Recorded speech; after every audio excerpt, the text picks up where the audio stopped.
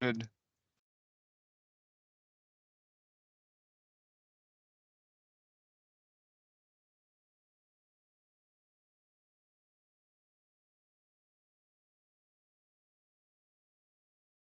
And just gonna grab one thing. Just want to show you. So today we're gonna go through an overview of the entire system and go through a whole bunch of hardware tests, and hopefully I'd like to get through some of the application examples. So let me show you what the agenda is going to be for today.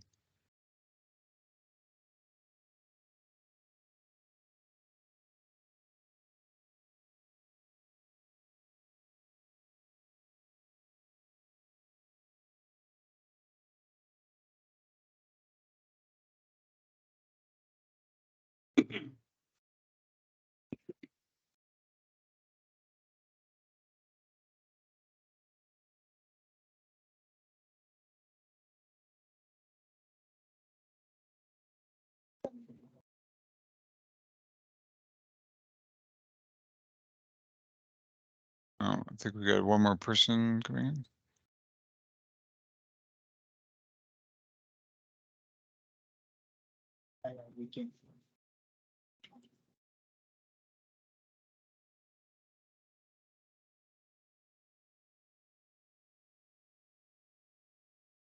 Here we go. So can you guys see my screen? Yeah, we can see. All right, excellent.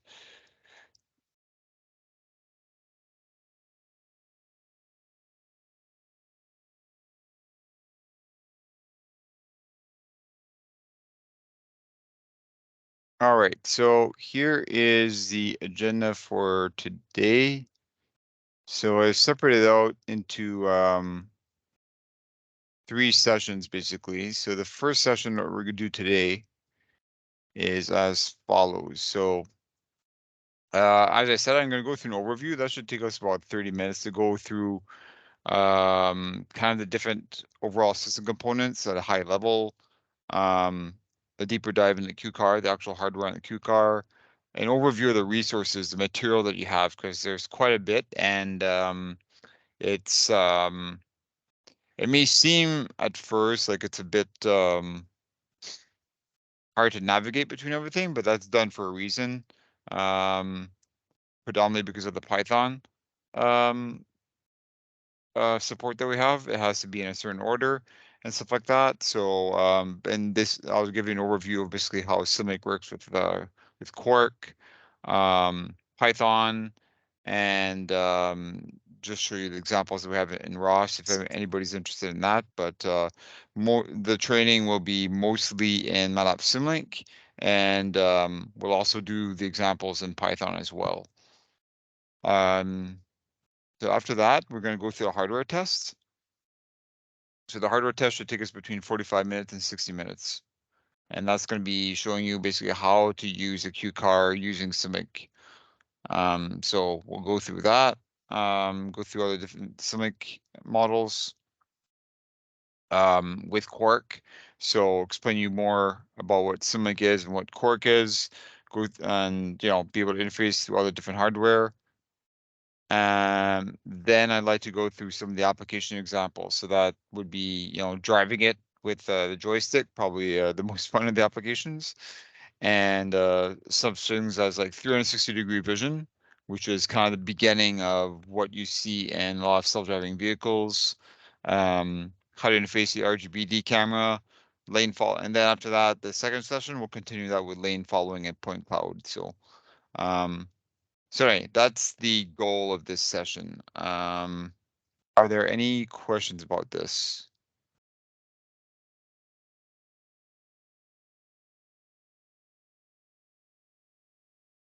Okay. So if there's no questions, I'd like to maybe just start by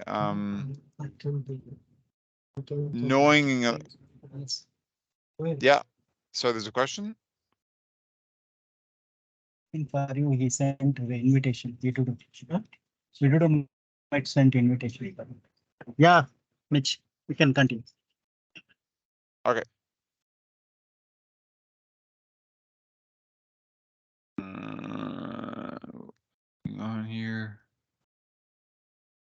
All right, let me share my screen.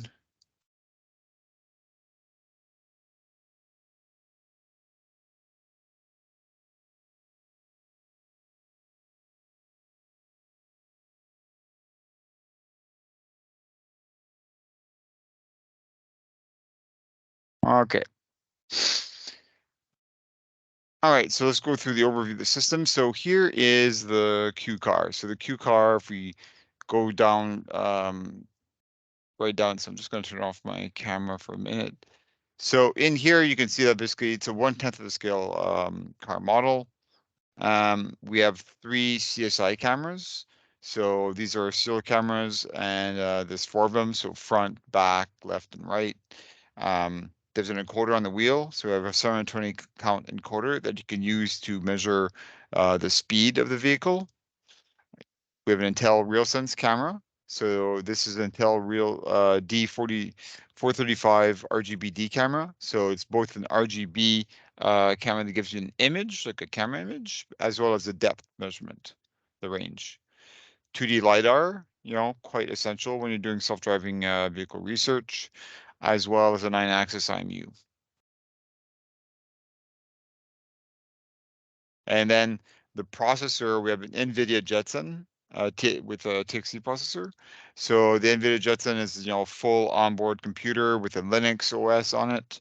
And you also have user expandable I/O. So we've got basically a data acquisition that allows you to add like some more functionality to the Q car if you wanted to. For example, additional actuators or sensors on there. It also has a Wi-Fi, of course, right? So you have Wi-Fi capability, which is needed because that's the way you talk to the Q car, right? Through via Wi-Fi. So this is a dual core NVIDIA processor, as you can see here.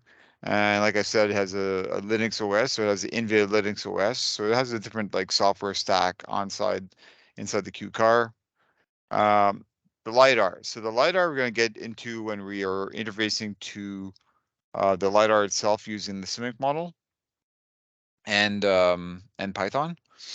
So it's a 2-dimensional LiDAR, up to 8,000 samples per second.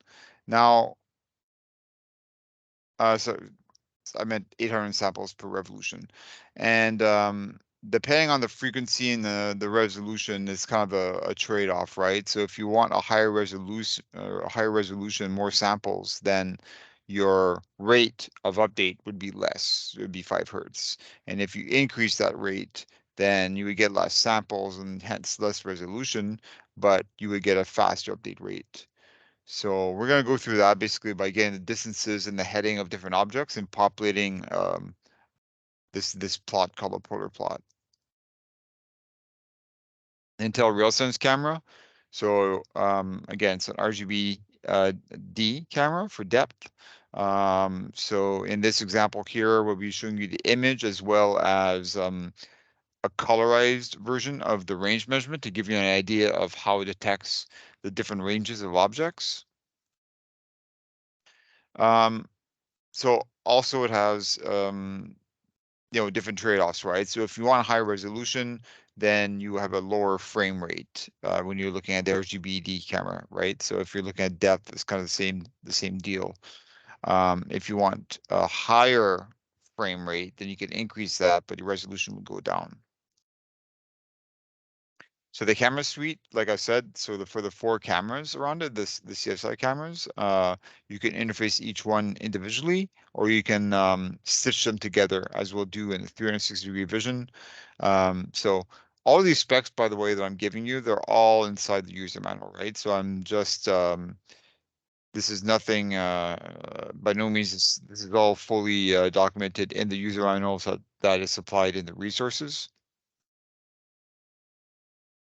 So as you can see, you have 4 CSI cameras. You have a front RGB camera, and then you have the LiDAR. So you have an encoder on the wheels, so you have a lot of stuff. So as well as the IMU. So the IMU has an accelerometer, a gyroscope, and a magnetometer. And here are the axes. So these are standard axes for a body reference frame.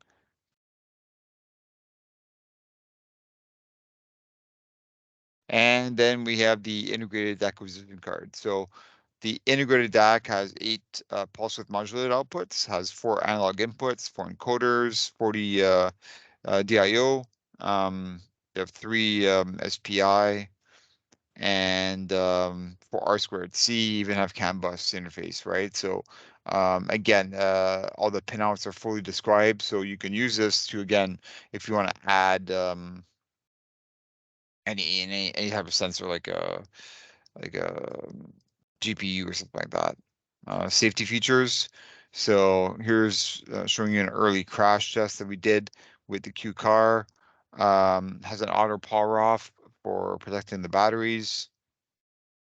So system setup. So this is basically how this whole system works, right? So how many of you have actually used a Q car so far?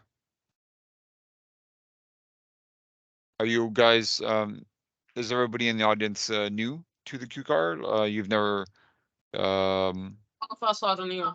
We didn't learn about. It's new for us. okay, so it's new for pretty much everybody. How about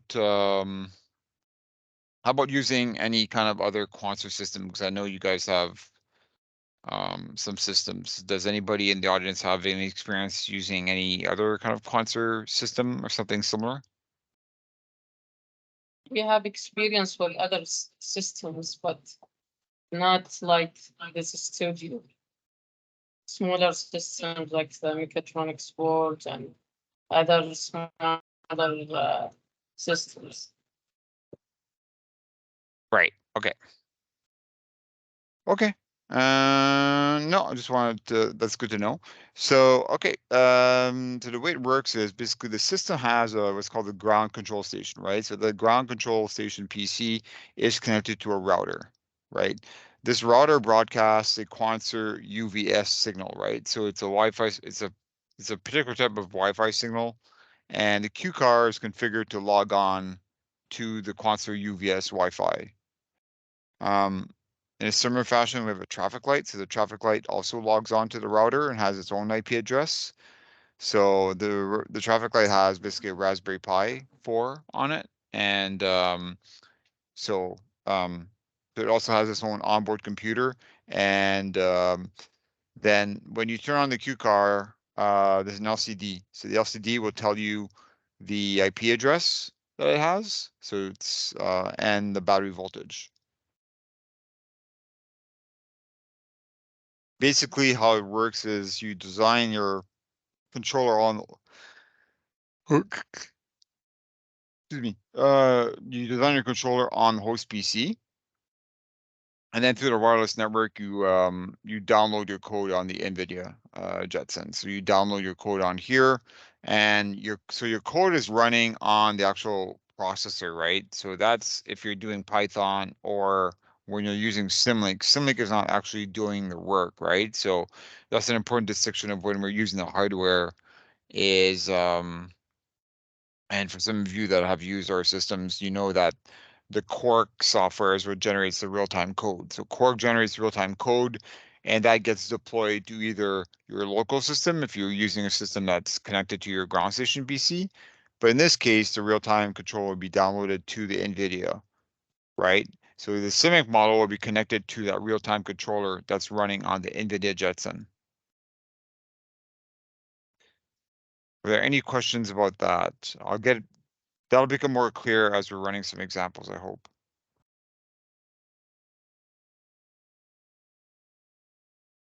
Any have questions? Okay. Okay, Mitch, no questions. So when the real-time controller is running on NVIDIA Jetson, you can read the signals on the Q car on the scopes in Symlink, and you can send different signals and change the parameters and stuff. So the NVIDIA will basically interface directly to the Q car. So it'll send, the necessary control signal to drive the car, or change the angle of the steering to make it move, and then you can measure the different sensors, right? The IMU and the LiDAR and encoders and stuff like that.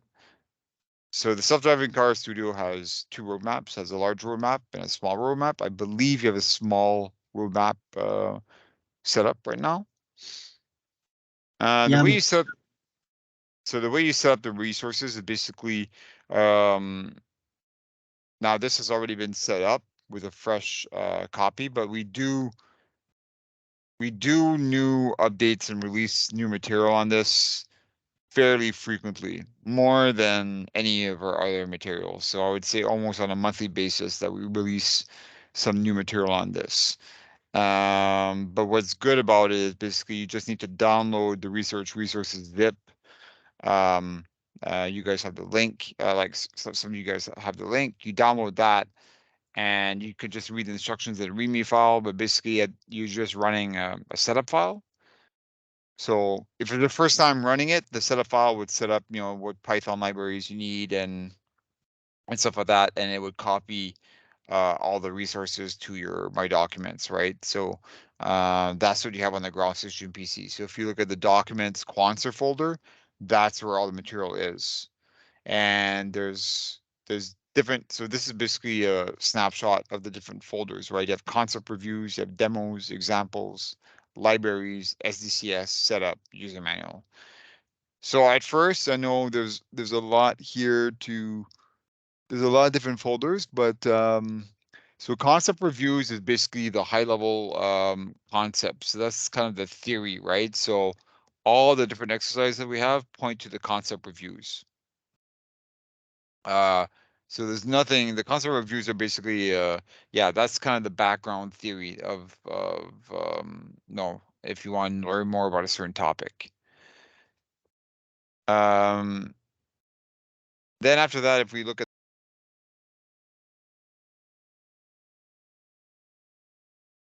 oh, sorry, I just realized I was on mute. Sorry about that. Did you hear what I said here? no, Mitch, we lost. I think you went to mute. Yeah. Sorry, I didn't. Yeah. So like, did you get this part? You did, right? Yeah. So yeah, sorry, I got cut off here.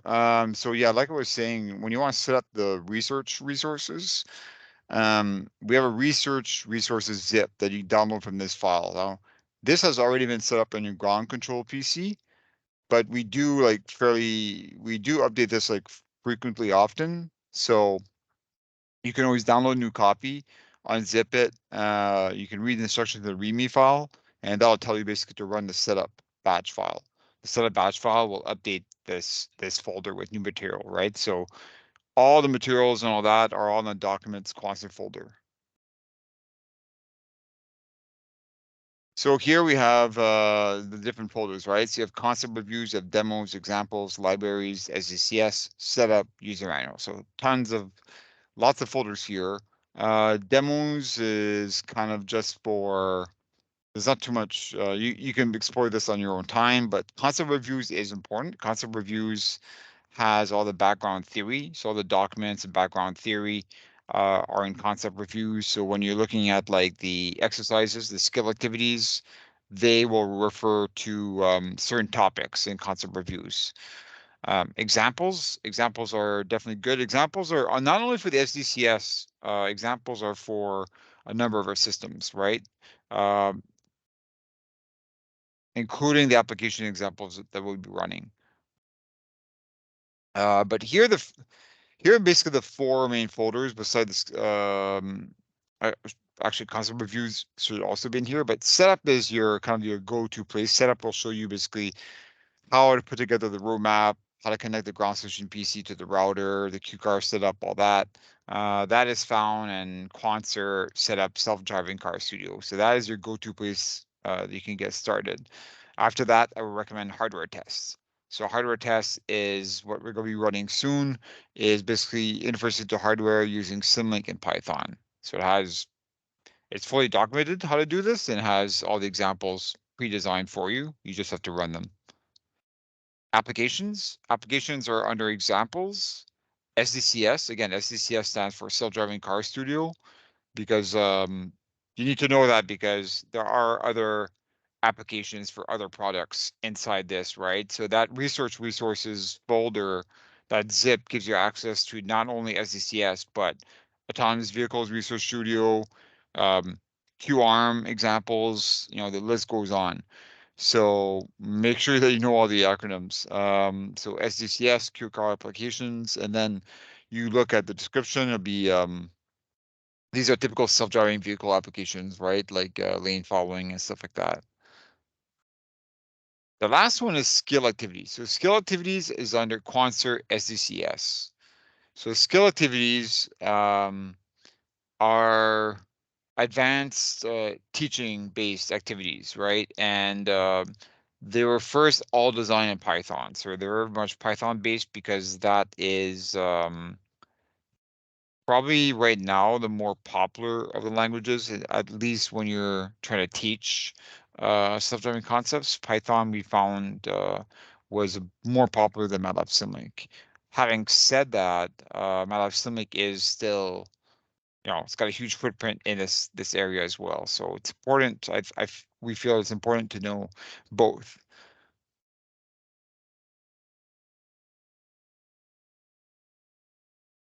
All right. Any questions so far?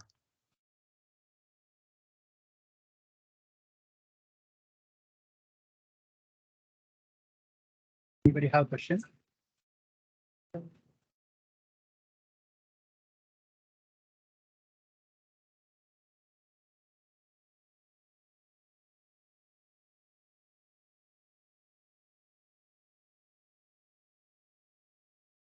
I think we got a question coming in from the chat.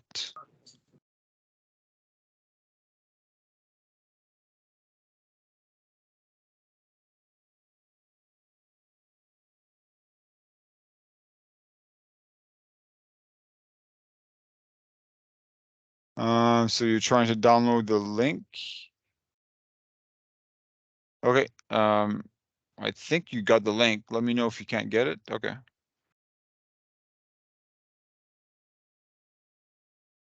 Okay. So if there's no questions, then I think we can proceed to running some of the hardware tests. And so there's we're gonna be running through 4 examples. The first, we can start with basically doing the basic I/O. So the basic I/O is basically setting motor throttle, doing steering commands, setting LED indicators and lights. Then we have the Intel RealSense camera. So Intel's RealSense, you will get the depth measurement, the colorized depth measurement, and the imaging. Then we have the CSR cameras. So we'll display the output of one camera only. And then we'll have the LiDAR. So interface to the LiDAR will scan the room and pick up the different objects, right? So it'll pick up the distance and the heading of those objects and populate the polar plot.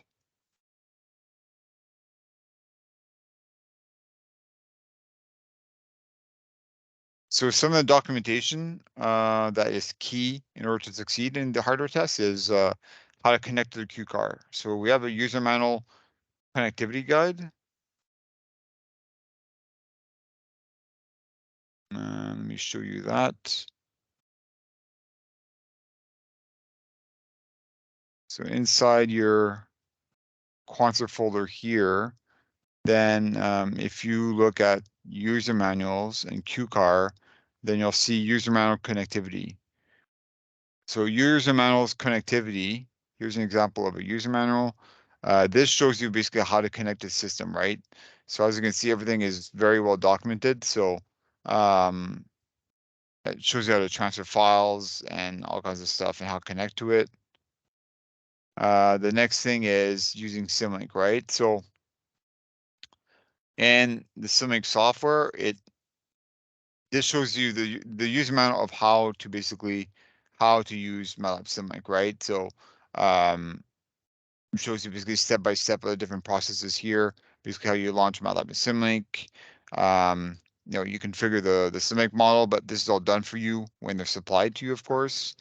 Then you build your application, it downloads it, deploys it, and you monitor. But it shows you the different steps here of how to do it. So everything is very well documented and gives you some troubleshooting tips as well if you get into issues. In a similar fashion for Python, it has its own manual, user manual in Python as well.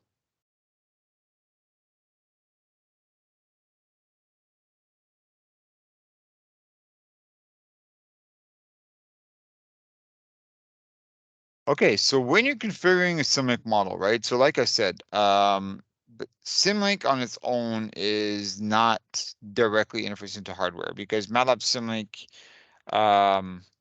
actually before I talk about MATLAB Symlink, I just want to see, have any of you not used MATLAB Symlink before?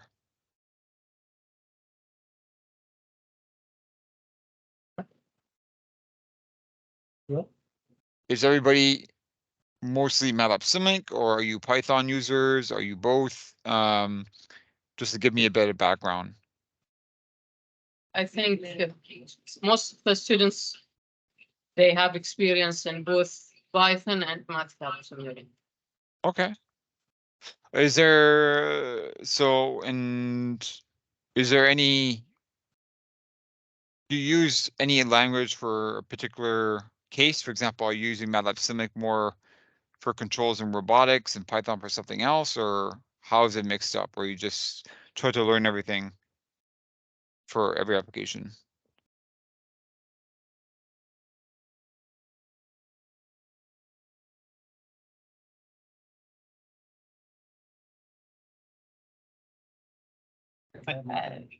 I think different students have different backgrounds, so they have different way of using MATLAB and Python. Okay.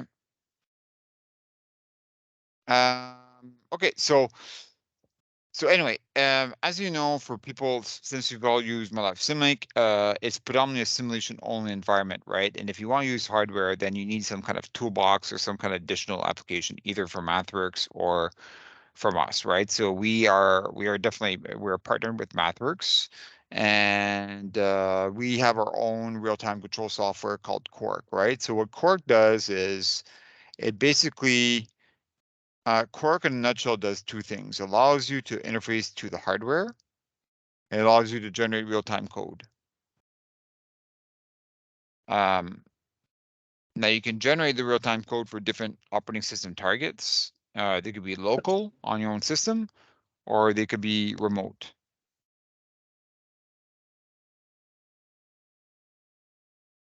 So as an example, if I just show you this.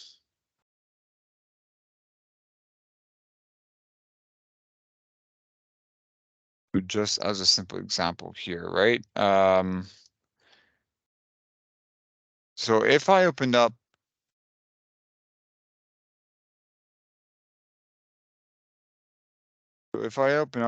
just a plain Symlink model like this,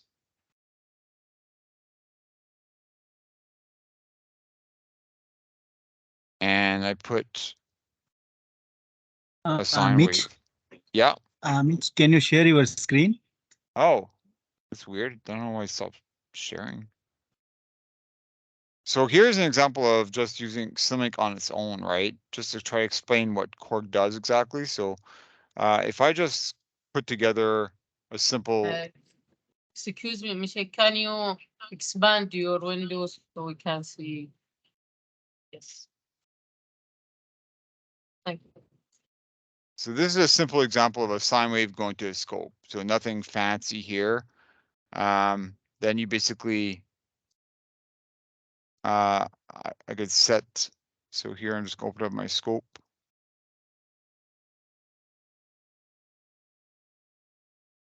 And then, I can set the runtime if I want to just run it for 5 seconds.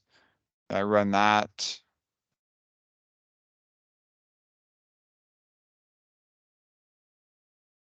And then it would run it, right? So it'd run it for 5 seconds or 10 seconds. But that's simulation only. I'm not working with any hardware or stuff like that. So then if I want to configure this, then I could go and configure it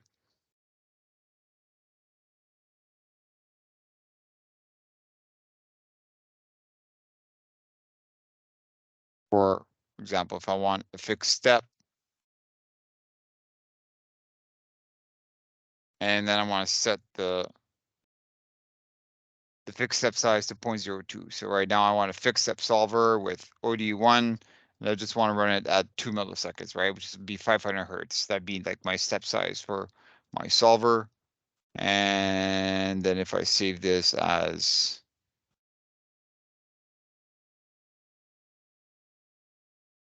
sine wave example and run it. So there we go. Just turn off the beep. So now it's running a sine wave, but it's only simulation, right? And it's solving the step, and I can add, like, if I want, add a gain block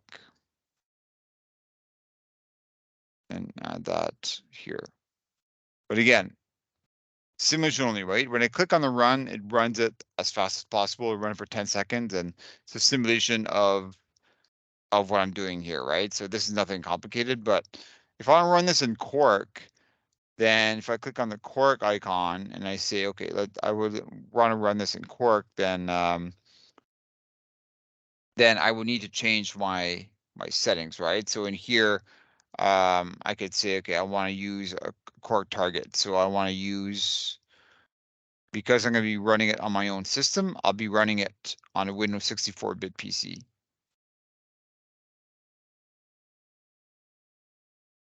So now I'm configured for running Quark on a 64-bit CC. And if I click on monitor and tune, then it'll generate code.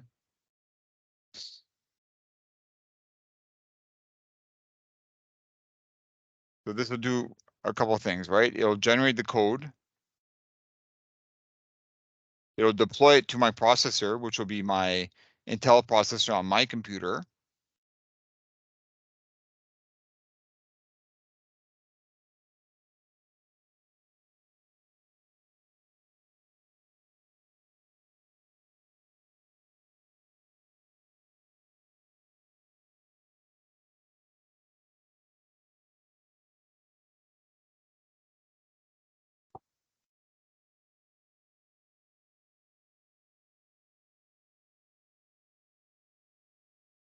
And then it runs it, right? So as you can see here, what is the difference here?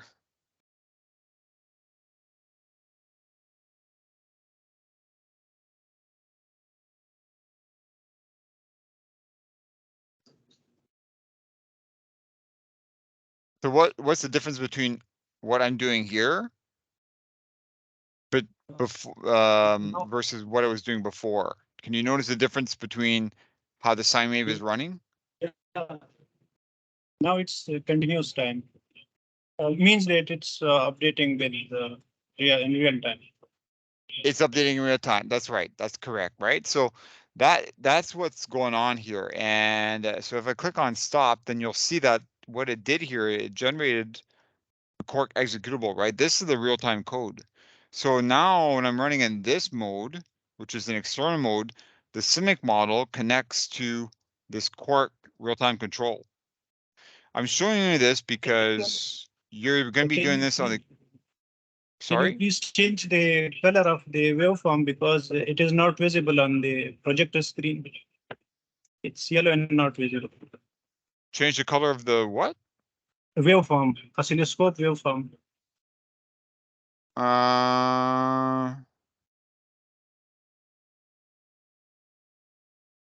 Okay, I'm actually, okay, I'll go to style.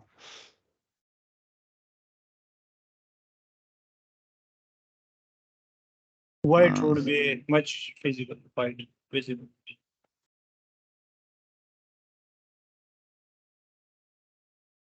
This is better? No, Can you see this? No. No. I don't know why it's not. Okay.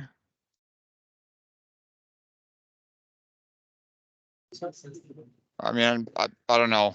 Yellow doesn't show up, but. Mitch, can you increase the line size? Maybe yes. Try to increase the width of the line.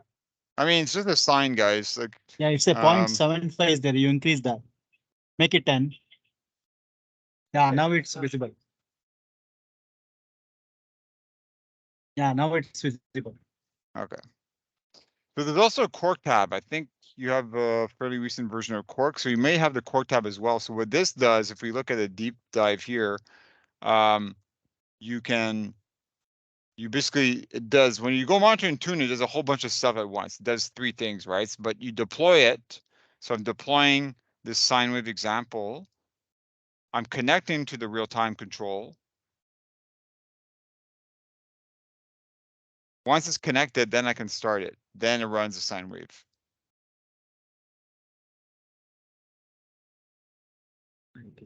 And as you can see, you can change stuff on the fly, right? So I can change this to 1, and then the changes will be done in real time. Sorry, is there a question? Hello? Right, so this, the sine wave is being run in our actual time, and you can change stuff on the fly, but it is doing it through the Quark interface. Now, if you are using hardware, as you will be doing, then you can add what's called the Hill initialize block. So now if you have the Hill initialize block, you can interface to a data acquisition, or in your case, a Q car. So if I had a Q car on hand, then I would double click on here, and then I would go to the Q car. And then you can go, you can add a Hill read, and sorry, there's a huge echo, guys.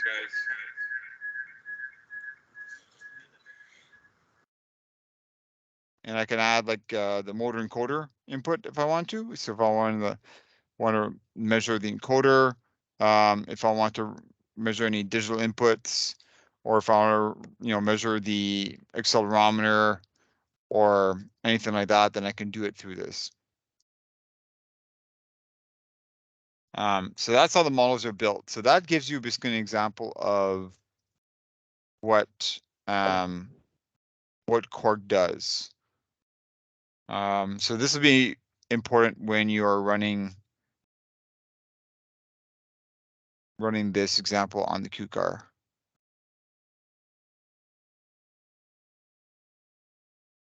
So now when you're configuring this, if I just going to show you this here. So now when you're configuring this, you got to make sure you're not running. So when we'll be running these examples, the system target file, you need to configure for the Linux NVIDIA that's on the Q car. So you configure this here. And the other thing you need to do is you need to set the MEX file argument by adding this TCP/IP line. Now, this will already be added for you in all the Symlink models because they're pre-configured. But the last digits of the IP address are not known because that depends on your Q car. So it's your job to basically go inside. So you go to model settings, you go into the code generation panel, the interface panel, and you look at MEX file arguments, and you add the correct IP address of your Q car. That tells Symlink where to download that real-time control to.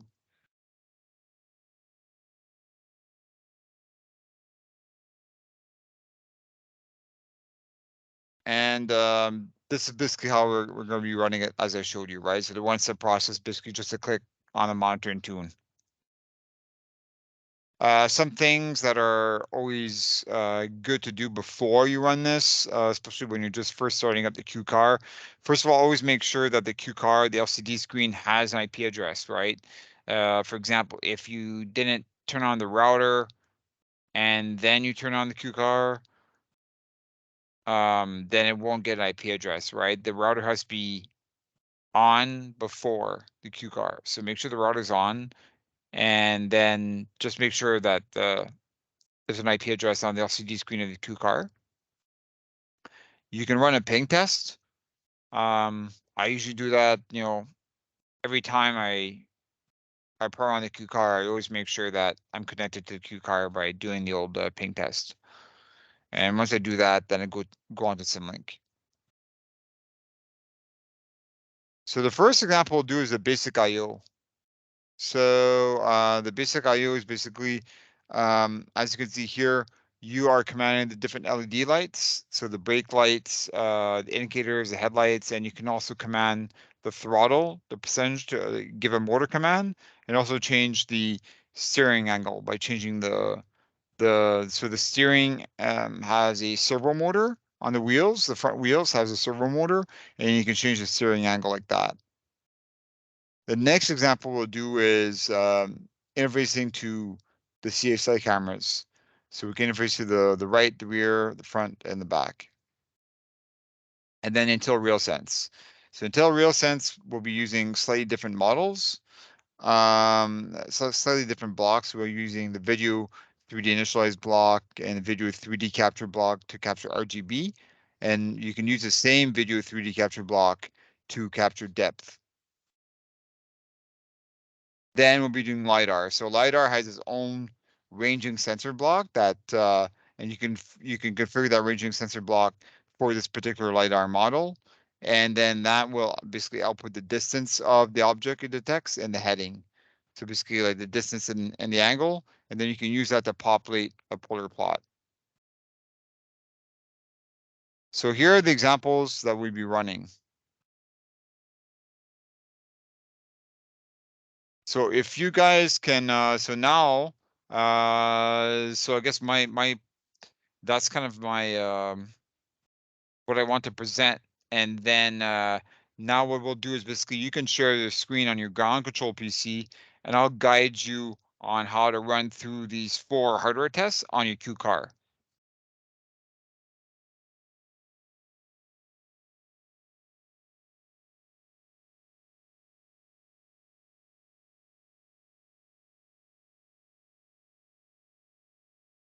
Okay, so I stopped sharing my screen, so you guys can go ahead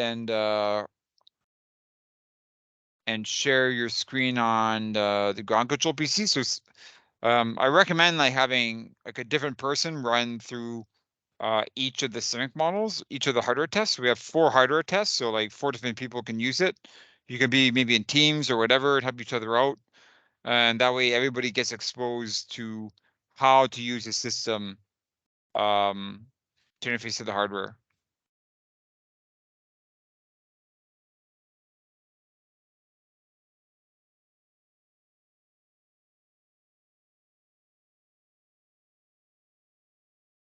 Do you need some time to set up, or do you want to take a short 2-minute break?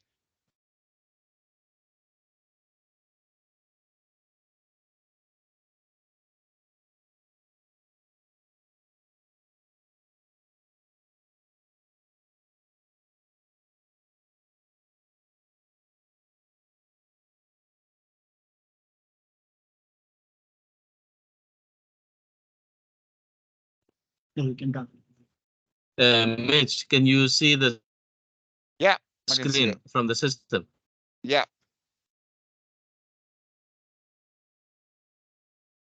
Okay, it's ready, Mitch. We shared already. You can control it, okay? System. Right. Which you can control our system, right? I could, but I don't want to. Guys, Yeah, this is a it's training secure. session. It doesn't make much sense if I'm doing. 1% should secure. Uh-huh. Quanser, you want to see? Was it? You anybody? I really recommend that you guys actually run it through and I guide you through it instead, because it's key that you get practice on this. Any of the students who Want to talk on the system? Yes, yes, Yusuf, talk. please. yes,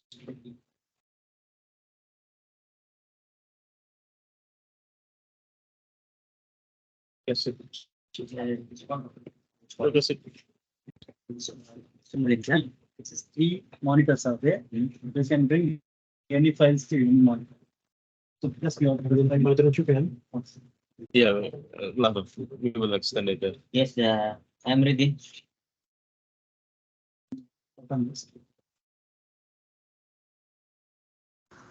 Okay, sounds good. Yes, I'm ready. How can I enter the Teams? In this one you can talk. You can hear, no? Yeah.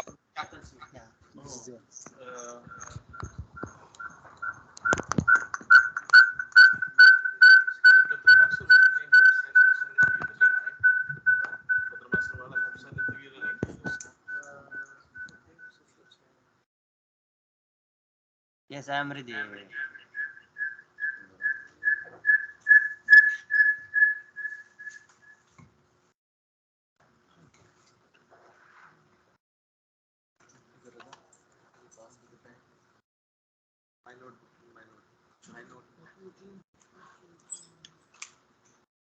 Can you unload the microphone?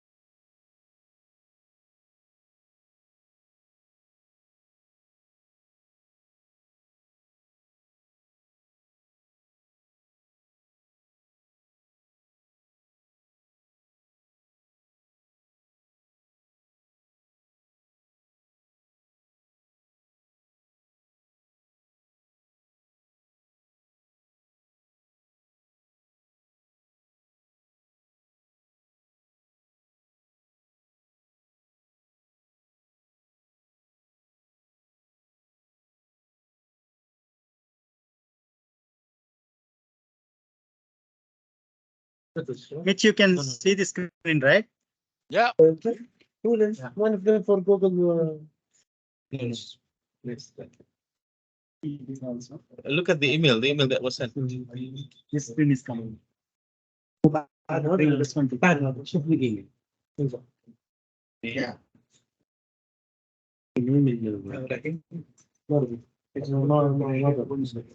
Yeah, that one. So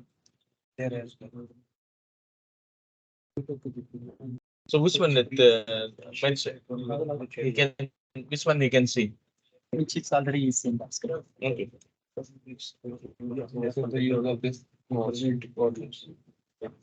Replicate third and fourth. Third and fourth. You should have just get it the third one. Third and fourth. No, Let's see. Only one. make it 1 and 4. Yeah, 1 and 4. Yeah, 1 and 3. Okay. You have to bring it to one. That is 4, okay? So you have to bring 1 and 4. 1 and 4. You would do duplicate this tree 1 and 4. which you are sharing with There isn't any of them.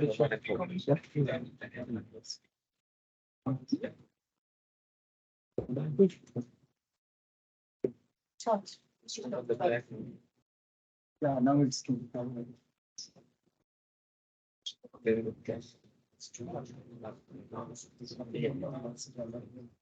It's better to switch up that one because everybody should come here.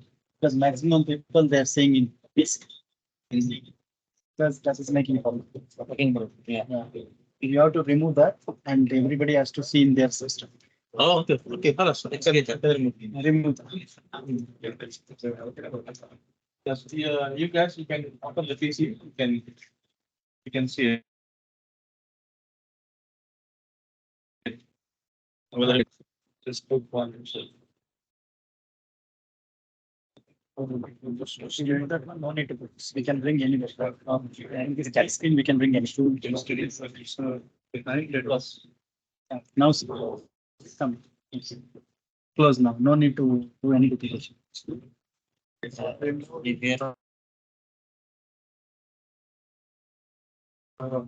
We must go. Now you see that will be much better. Anywhere we can start. This is the first. So close that. Yeah. Let us start. You can bring it.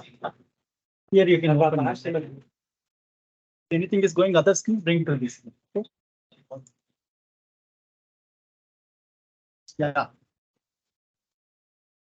Yes. No. That's the connecting to the screen. Let us start. What about that? So guys, there's a couple of people asking,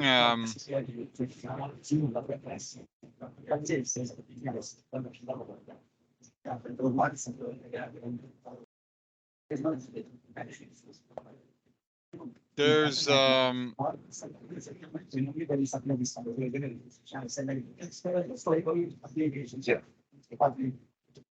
So if you people are already unmute your PC and inform us, unmute your PC from the Teams license. No, sorry, you can talk here in the list. Okay. You can talk here. That is live. Everyone in the room can talk there. If you talk here, it is audible. Okay. Okay. Mitch. Event user. Let me open this mic. Now can you hear me? Now, yes. Use that mic. Use this one. Use only one. Use that mic. now it's clear.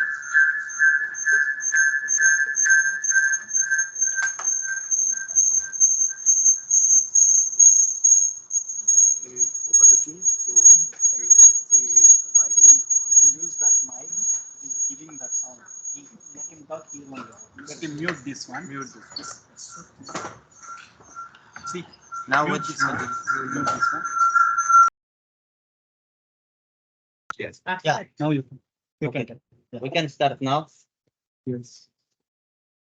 Right. You will explain. Which model we have to run? Okay. Yeah, before we do that, there's been a couple of people asking about how to access the material.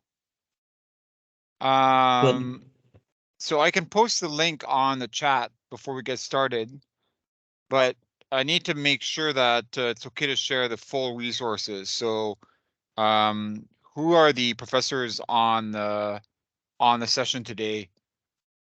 Because the skill activities include the full solutions, and they're teaching-based activities. So, if you want to have the link just shared with you first, then I can Miss, do that. the professor is not here. You can send it to me or to the professor later. You don't have the link yet? Which link we are talking about? The link to the resources. That's what I'm talking about. The professor is also in the meeting, the team meeting. Oh, okay, online. Huh? Yeah, he's online. Mm. We asked him, like, if the professor permits, so he can share all the details. Mitch, already Professor Faizan Mysurwala, he received that link before by his email. So he can share that one. You already sent that resource, No. right? What I'm saying is he needs to share it. I can't share it because I don't know what his plans are with that material. Okay, Mr. Michel. I'm the instructor. Can you hear me? Yep. You sent me the material. Do you have a material which is useful for students that you can share here? It's on the same link. It's under SDCS. Oh, okay. So then maybe I can send it to one of the student now and they can access it. You can, but what I'm saying is in the skill activities, the skill activities are all Python based, and the skill activities have the solutions included in them, right? So if you want to remove those solutions, then it's better that you look at it first and then send the Python scripts yourself to the students. Okay. I think it's fine. You know that the whole thing can be shared with them now. Okay. So in that case, I can, in that case, I'll put it up here then. I'll put it on the chat. Okay, okay, that's good.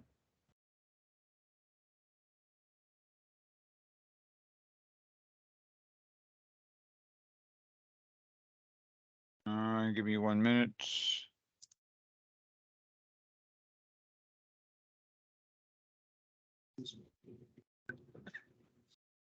Getting crazy. What's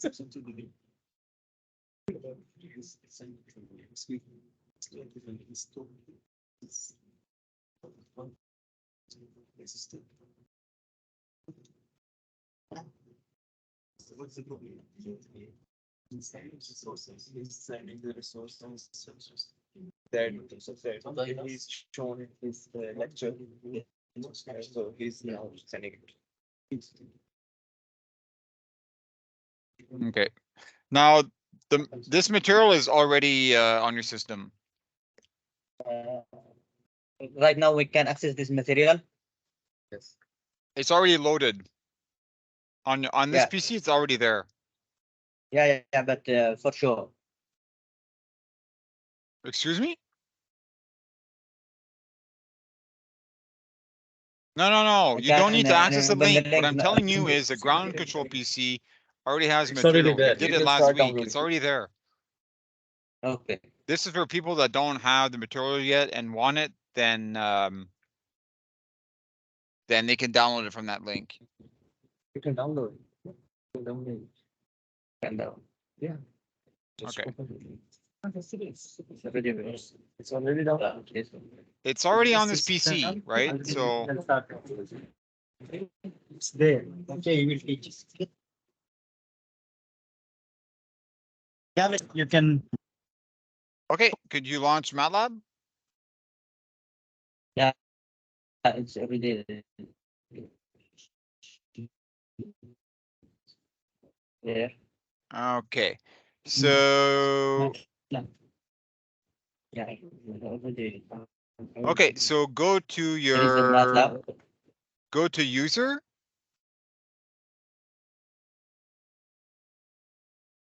Yeah, I guess user is your. Yeah, go to user. Documents.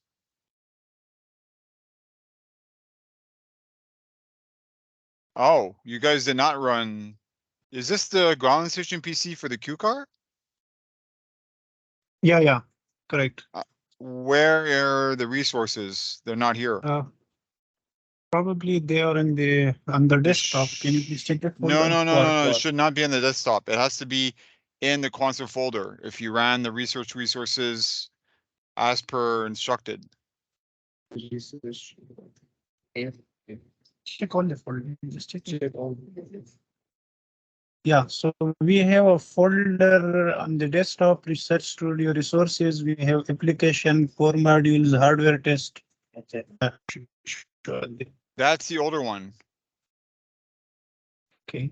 Yeah, we don't want to use that. We want to use the newer resources from the link that I sent. So this should have been done last week. We download it now. Okay, I guess we will have to download it.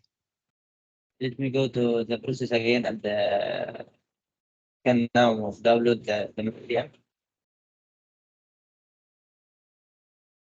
Yeah, sounds good. Can you open the can you check all the folders? Second. Can you check all the folders? Yeah. Or Close it. close it. It's showing it on the Install. Close it. close. You use it. That's it. That's It's already. Yeah. It's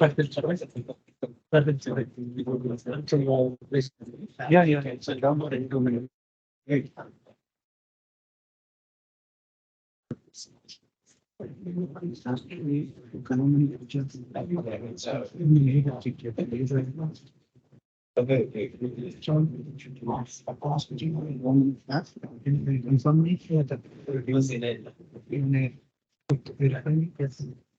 Please communicate.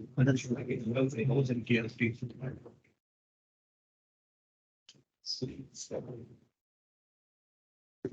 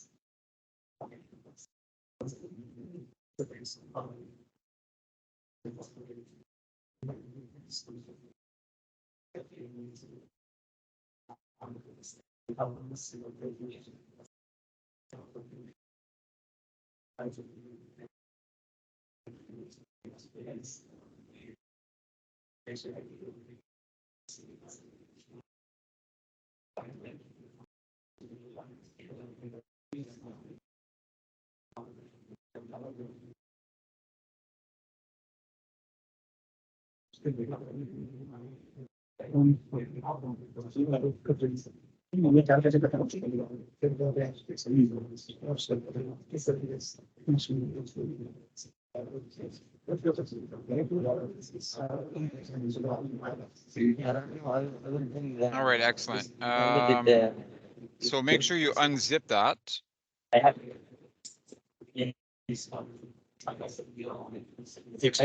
Extract law. Yeah, correct.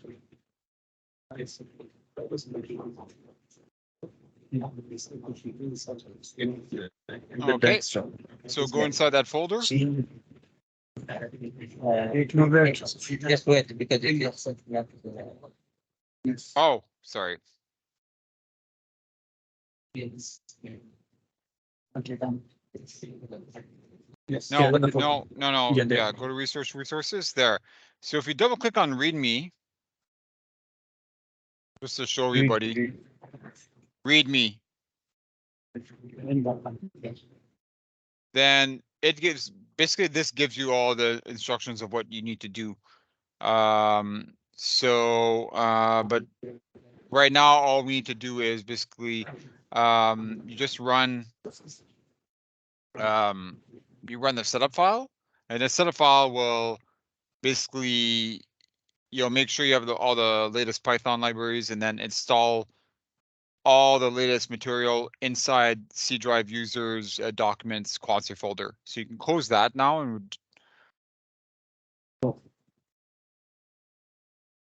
and run the setup. This one. Yeah.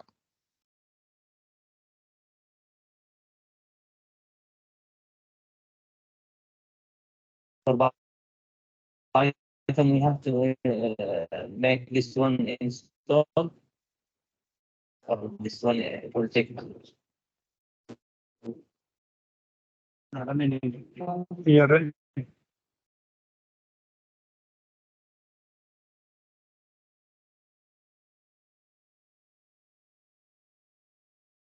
To measure for Python, we have to run the installer this one. Wait. Okay, hang on. It should do the updates now.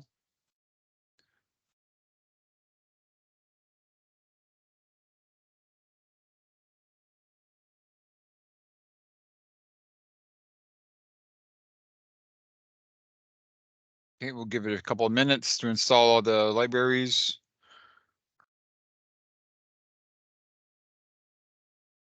We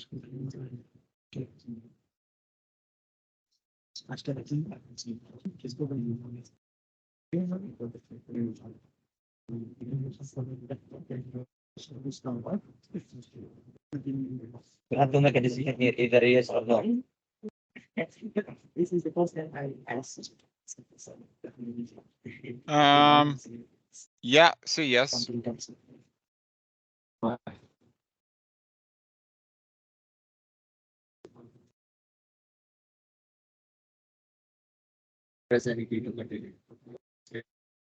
Oh, what happened there? After I'm pressing yes, it asks me to press any key to continue. I press enter. It's appeared. Probably after we. Okay. I don't know if it completed the rest of the packages. I didn't see. Sorry. There was an error during the installation. There was one error, but what did it say after?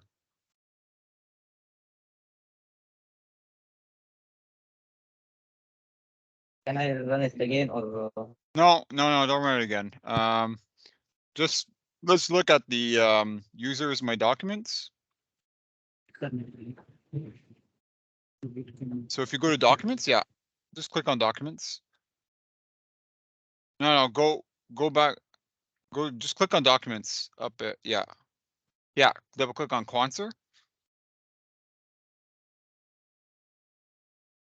There.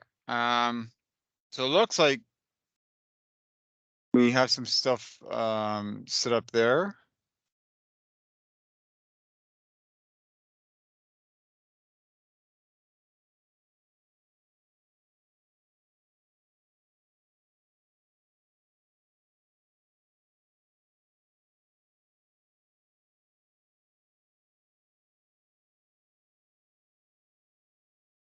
Okay, excellent. Okay, let's get started then. So this is basically all the newest resources that you need, right? And what we'll be doing today is we'll be going to the examples.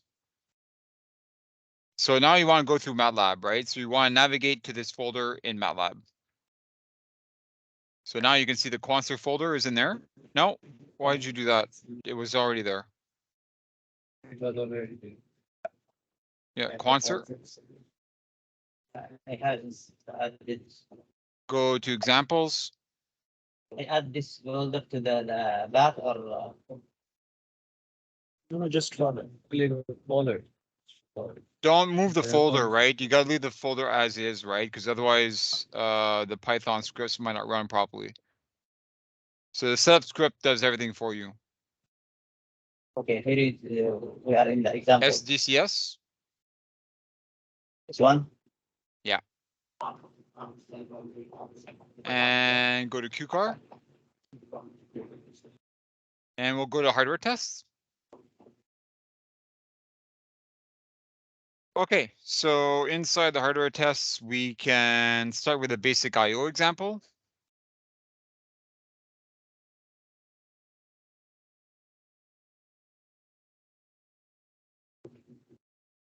Now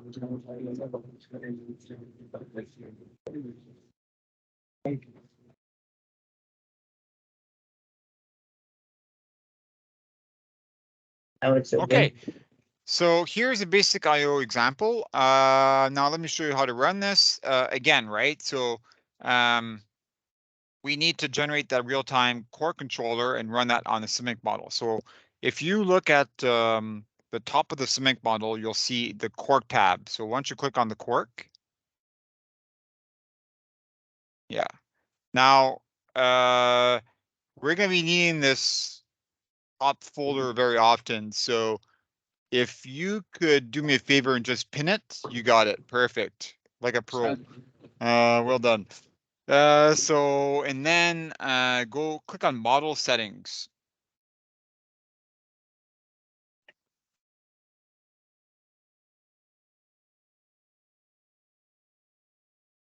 Here is. Okay, so you'll notice here that if you look at MEX file arguments, you'll notice that this TCP/IP here is, oh, first of all, did you turn on your QCar? Yeah. Yeah. Okay, so if you look on the LCD screen, it should have an IP address. Yeah, 192.168.2.11. Yeah. Here is the. Yeah. 192.168.2.11. Okay. Here. So you can 11. Replace triple X. No, just triple X with 11. Yeah. Just 11. No, it's 3. 3. 11. 211. 211. Make it 211. No. Just 11. 2 is already 16. There is double 2. 192.168.2.11. okay, so what that does, guys, is it tells Simulink, it tells Quark to download it to this target, right? Because again, That real-time control, it's not running on your PC. It may look like it, but it's running on the Q car. But you'll be connecting to it through Symlink. So you so click on OK. Turn off one. And now the next test is do the ping test, just as a confirmation that you can connect to the Q car. Open the terminal CMD. Command terminal CMD. And bring that. Okay. Ping. Is 192. 192.92.168. 168.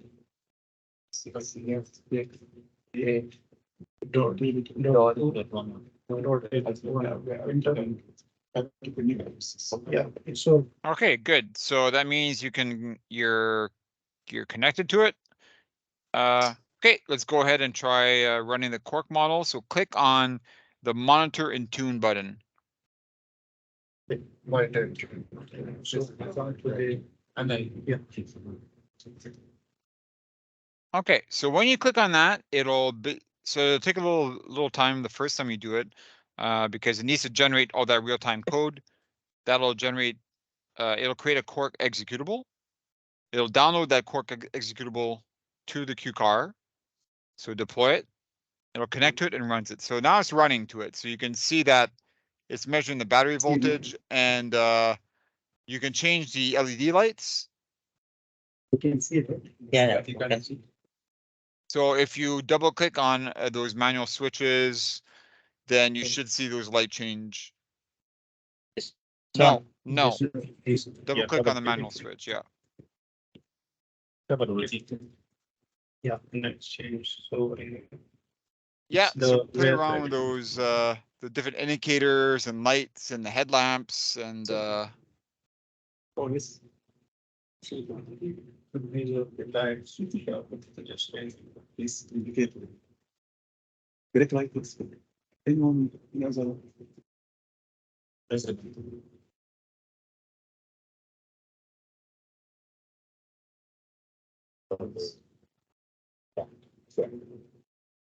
and then you can also try you have the Q car mounted on that pedestal, right? Yeah, yeah. Okay, so in that case, then you can also change the steering command and the throttle. So you can suppose 10% throttle, make it 10. Camera is not working. Yeah, let's see.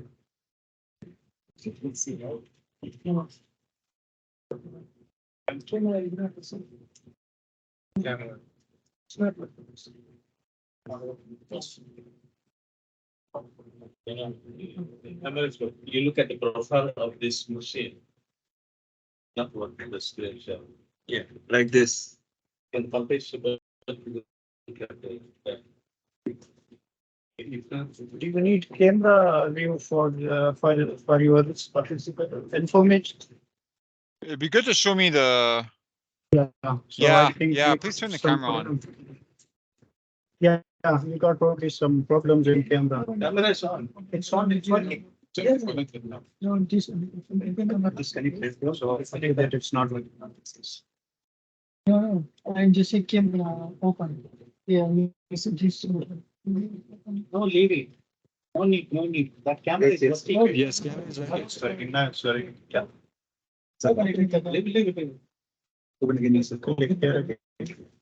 Take this. Now change it. Yes, this is the camera. Camera is working. Now you can see me, right? Yes. Yeah. Driver.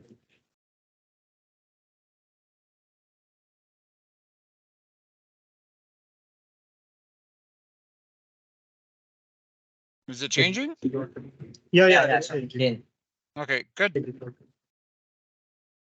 So this is a very low level access, right? And it gives you, often we get asked, like, do I have access to all the sensors and actuators? This is basically the answer to that question, right? I mean, it's a simple model, but it also shows you the low level access to the hardware that you have. Okay. If you're done with that, then you can click on the stop button. Yeah, so. Okay, so if you double click on that red block, the basic QCar IO, I just want to show you one thing here. So this is so in all our CIMIC models, they're very well documented. And this is showing you basically the input commands were, right, was your throttle and was your steering. And that goes to a block called the hill right block. Hill stands for hardware in the loop. Now I know that probably some of you, especially if you know that industrial term, hardware in the loop has a different connotation. But in this context, HIL is basically the hardware is a Q car. So the Q car, the hardware in the loop is a Q car. Basically, it's the DAC, right? So the hill initialized, that quark block, that card that looks like quark, that's called a hill initialized block, and that basically sets what device or what data acquisition you're using. And then the hill write and the hill read are based on the Q car, right? So that's why you can use a hill write in order to command servo steering commands and motor throttle. And then you can read the motor current, the battery voltage, and encoder counts. You can read other things, and we will, right? So when you're reading, when you want to read, for example, the gyroscope, the accelerometer, you could all do this through the hill read. But as you will see in the next example, we'll be using the camera. So the cameras use different blocks because they're not, the cameras have their own interface block because they're not connected to the Q card DAC, right? So, but that's pretty much all this model does. And the only other thing it does is in order to calculate, it does a filter, right? So it does some filtering here. So it filters out the motor current, the battery voltage, and the motor speed from the encoder. Here is a question. If I want to read the position of the car, which sensor I have to read or how it will? The encoder counts. You could use encoder counts to measure the position of the car. From where? In this particular model, you could use the if you look at down below, it's calculating motor speed counts per second. This You one? could use, yeah, that's taking the derivative, right? D stands for derivative, but if you use the top one, Y, that would give you the motor speed in counts. That would give you the position of the wheel. This If one. you know the position, if you know the position of the wheel, you know the diameter or the radius of the wheel, so you can calculate the linear position of the car using the encoder. We have examples of doing that later on, but I mean, of course, as you know, when you're measuring the position of a car using an encoder, that's called dead reckoning, where you're not using, it's not using any localization or anything like that. So you're not using any. So what you could do is also use the IMU sensor. So if you want to use the IMU sensor, like the accelerometer or stuff like that, then you could create like a complementary filter or an observer in order to get a better estimate of where the Q car is, right? So, but I think down the line you'll get. There are examples that show you exactly how to calculate. Sorry, are there? Are there? There's other examples later on that will show you how to calculate the motor, how to calculate the speed of the car. And it's very similar. If you want to calculate the position of the car, it's very similar to the example. That will come up very soon. Does that answer your question for now? Yes, for now it's clear. Okay. If there's no other questions about this basic IO module, I think we can close that and move on to the next example. I have to save. Just close this.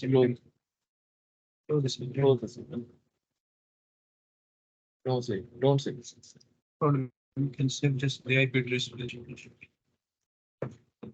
Okay, let's run the CSI camera.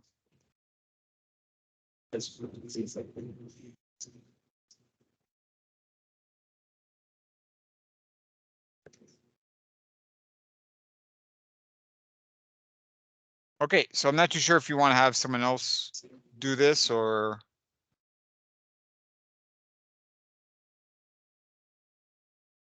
The SWAM is another Students. Okay, no worries. if any other student want to try, then Thanks for the report. Okay. We will share it. set the IP address to this. No, not issue. First we have to save the IP address, just like we did in the start. Yeah,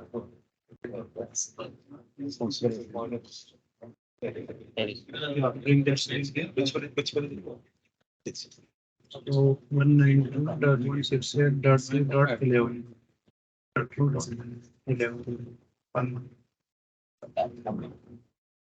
Just remove the access should be removed. Should that access line be Yeah. goes to the one?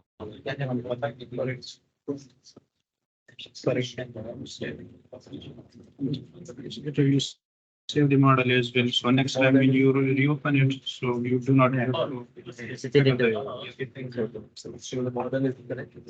Okay, yeah, go ahead, try.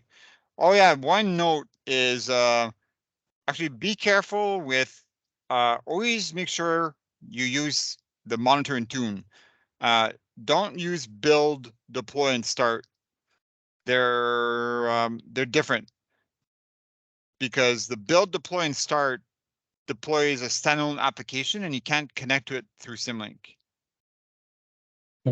So always make sure you use what you're doing right now, monitor and tune.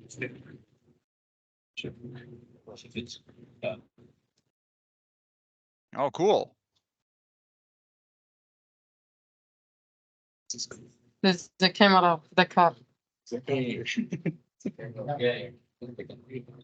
Showing up pretty nice. Oh, there we go. Oh, look, we can see the whole gang here. So this is great. You can also change the camera, right? So as you can see in the Symlink model, you can change the camera ID.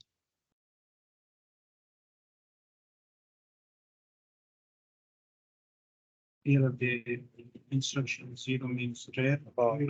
Yes. Right.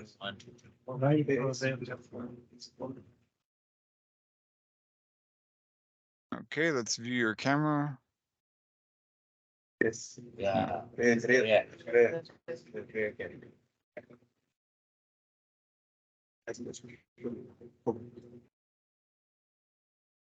This side.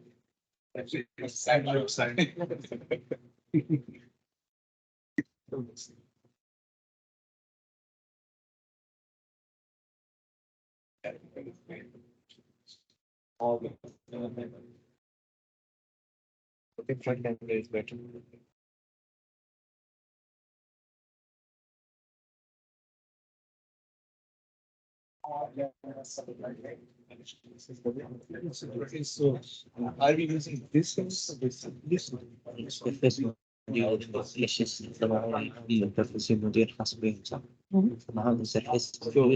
not using RGB. No, not. لا. Just the- إيه جماعة. لو نحب نعمله لغة الشغلات اللعبة. حطهم الأسماء شوية. It's ready to. Is it? Yeah, so if you go back in, if you go to capture all CSI cameras, so this shows you, yeah, go inside the one of the blocks there, the first one. Right, so that shows you the video capture block. The video capture block is configured for a particular camera. So each one of those, if you go back to the main model, just go back one. So you can see that, oh, no, go back to capture all CSI. So every subsystem here, this is enable subsystem, right? So as you're changing camera ID, it will enable different cameras, right? But every, the image capture block inside each of these red blocks is for a different camera. And all you're doing here is when you're changing the camera ID, you're enabling different subsystems. So not all of them are used at the same time. So can we use it through this main model like this?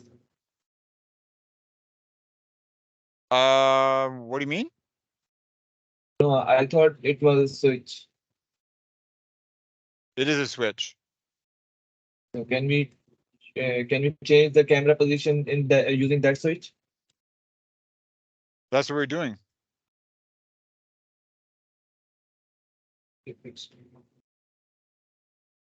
I don't really understand your question. We are switching between the different camera IDs.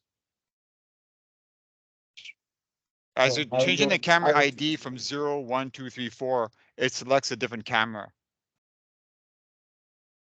So can we change it through by using this as well? You could, but why? It's already configured for you to change it to the main model. That's what we're doing.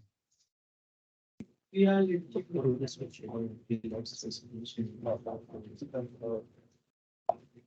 do If you you go mean back by to your main model, if you go back to your main model, when you change the camera ID in your main model, this selects a different camera using that switch inside. Okay. Okay. So this is our image vector. And that's the video compressed display block, right? So that's an efficient way of basically, it compresses the video so that it doesn't take too much bandwidth of displaying the camera. And that's where you're getting a good, like a fast response.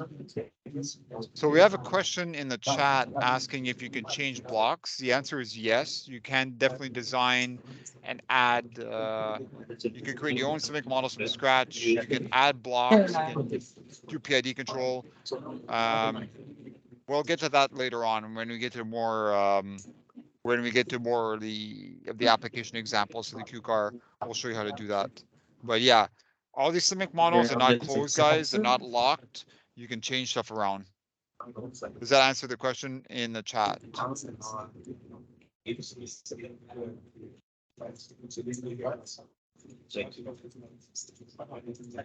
This was for Mr. Govan? Yes, Khalid. Yeah. Okay, great.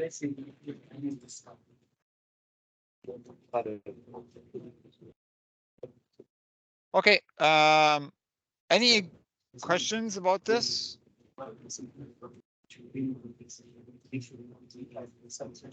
Can we use these cameras simultaneously, or one has to be used at a time? No. Well, I'm actually gonna go. We'll show you how to use all four and do 360 degree vision in the next not right now, but either at the end of this session or tomorrow. I'll show you how to do that.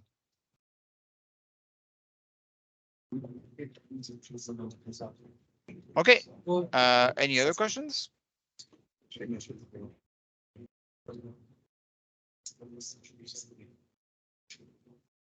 Okay, if there's no other questions, you can click on stop and we'll move on to the third hardware test, which is going to be the Intel RealSense RGB-D camera.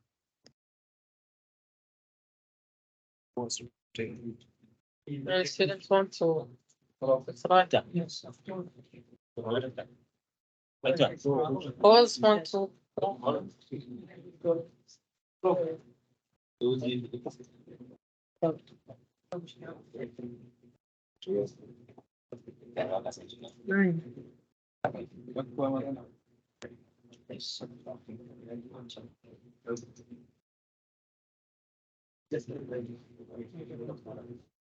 Just close this. Close this.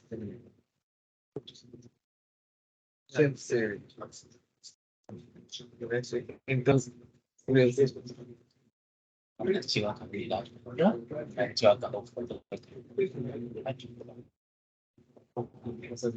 Configure the right address. Okay.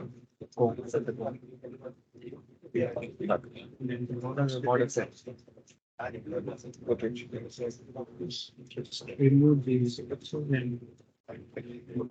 okay, they want confirmation. Just remove the monitor. Camera screen. Just bring the screen over here, both of the screen bring side by side. Side by side.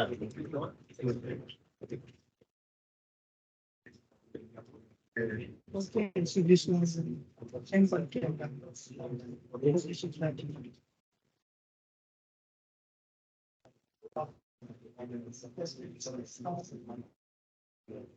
Okay, good. So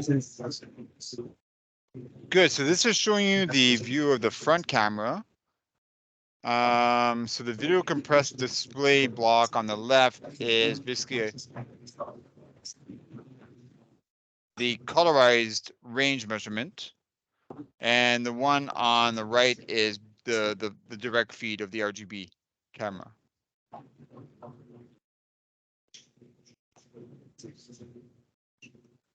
So as you can see in the IntelliReal sense, the closer you are, the darker the object, and the further away, the lighter that is, right? So if you look at the wall behind, it's like a red, and people that are closer in the audience, then it'll be a darker red, or even, and if you look at the table's you know, it's even darker. So so yeah, so the camera has a dual function.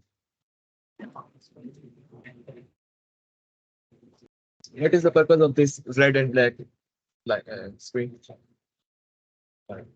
Right, that's what I just explained.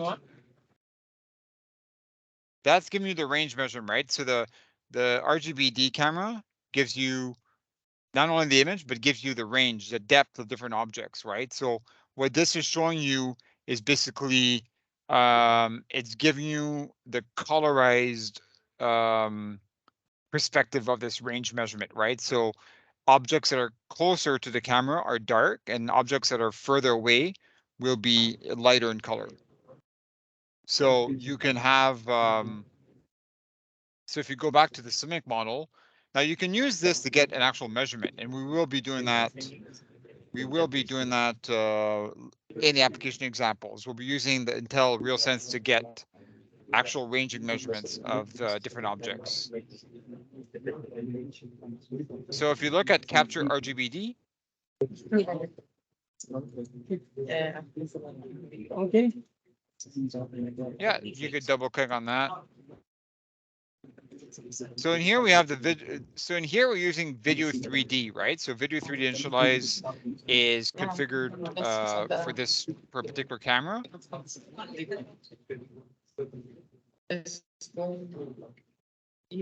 And the Video 3D capture block, there's sorry guys, it's hard to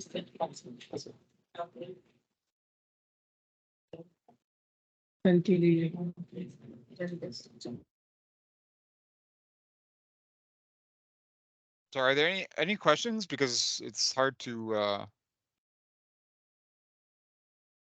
Okay, so the Video 3D capture block, there's two Video 3D capture blocks. There's one, and they're set up for different streams, right? They're set up, it's using the same camera, but each of these Video 3D capture blocks can stream different information. The first one is using RGB, and the second one is using depth. So if you double click on one of these,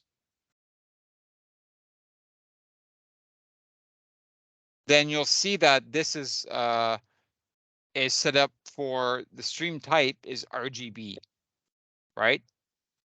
So that's streaming the image, the video. But if you looked at the other ones, if you click on cancel, and you look at depth, then the stream type here is depth.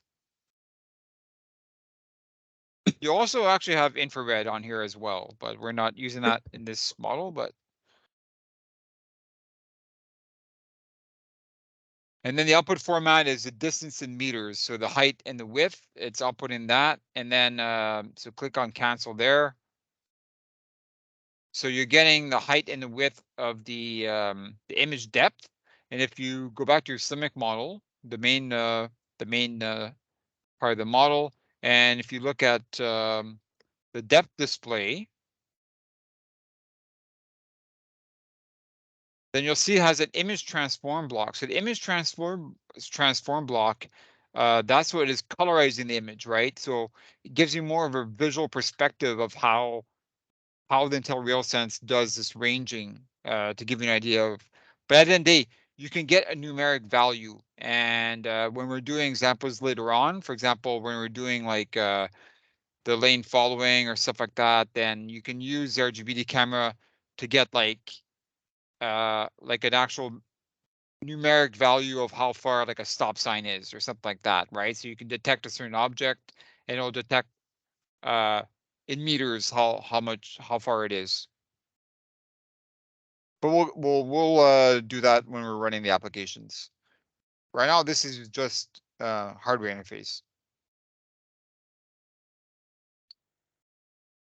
Any questions about this example?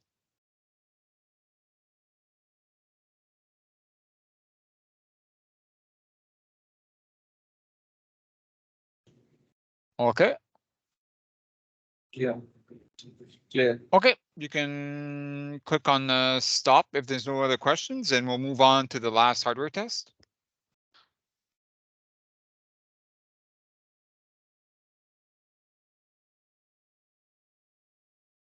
The main one of the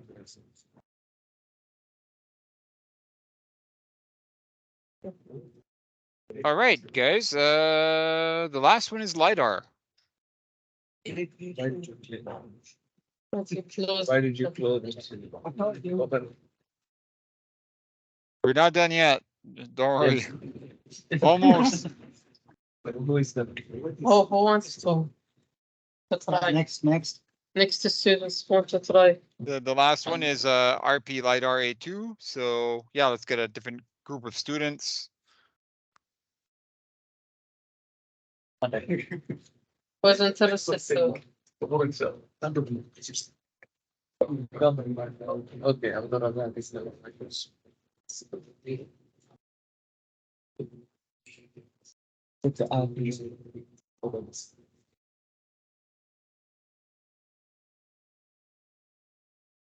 What's the choice right now? It takes some time. Yeah, close it.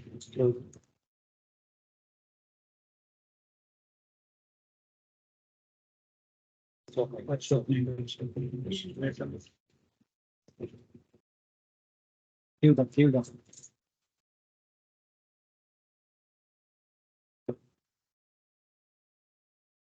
Spotted.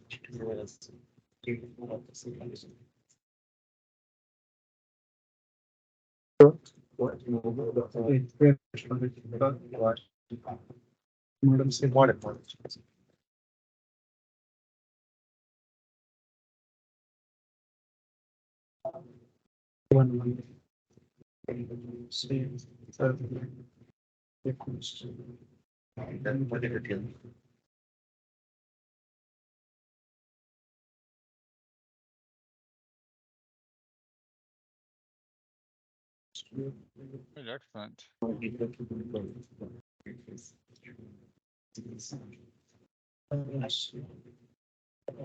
Okay, so as you can see here, so you can see the LiDAR spinning on the Q car, and so the LiDAR will be picking up different positions of the objects around, right? So this is what you can use, for example, doing like SLAM, right? Self-localization and stuff like that. We actually have an example of that in ROS. But But yeah, if you you had like a little object there, if you move some different objects around, I think right now it's picking up. Like if you moved it in on the road map, then the LiDAR will pick up, for example, the different walls and stuff like that. That might be okay. One note about LiDAR is that's too close. Right? So it's not gonna be able to pick up an object that close. You have to be further away. So that's kind of the if you want to pick up the distance of an object that's closer, then it's better to use like a camera or something else.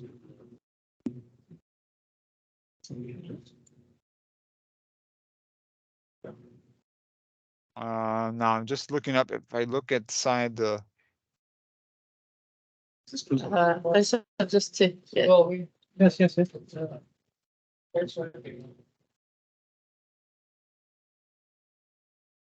So we not real time, I think. Yeah, it's not really. It's not real time, only the things are worked on.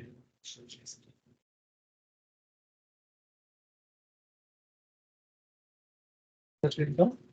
Yeah. It's not real time. Yeah. Takes a lot of time to refresh. That is well, that's the thing, right? You can change.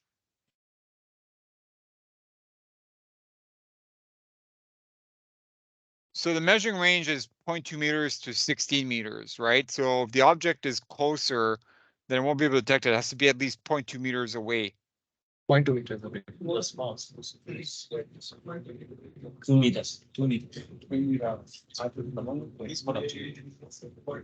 But you can see that as you're moving it, then it will update that map. But you can change it if you want.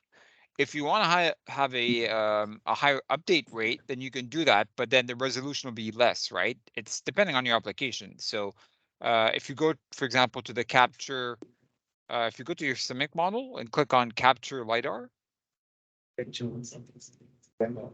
and you click on, so here's the Quark block. Again, right, Quark gives you all these blocks to easily interface the hardware. So if you double click on the ranging sensor, then this gives you the samples per revolution, right? So you can change the sample per revolution, and if you want to have less samples or more samples, up to you. But we cannot change it. Stop. Because it's running, guys. It's you can't change the properties of a camera when it's running. Yeah. Increase it. But you need to look at the user manual, right? So if you look at the user manual, if you go to your documents folder, 24. 2400 making 2400. Okay, apply. no, wait a minute. I don't think it supports that range. So Okay. Wait. no, it's guys, hang on. You need to look at the user manual, right? So go to your user manual.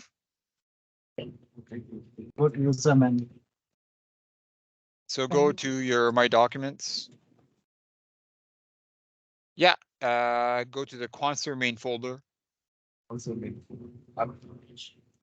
Yeah, go to user manuals.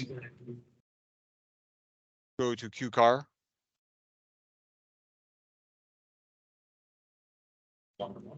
Then go to user manual, system hardware, the last one.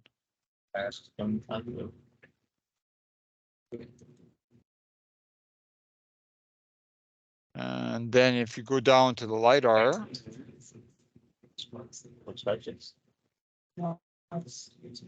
oh, you passed it. Okay. At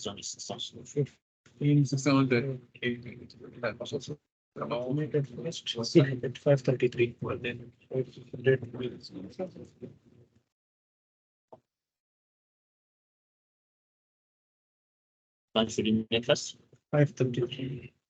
We want it to be possible.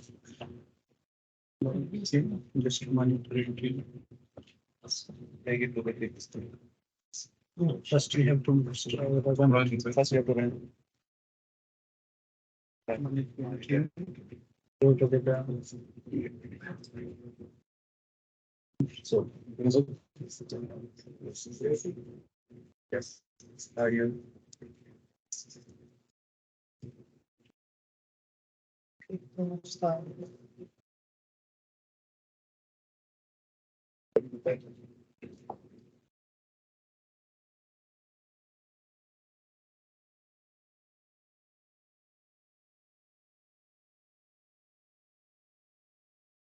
Okay. Well, hang on here. Did you change the samples? Yes, it's now 533. Okay, but you need to change the sampling rate of the model.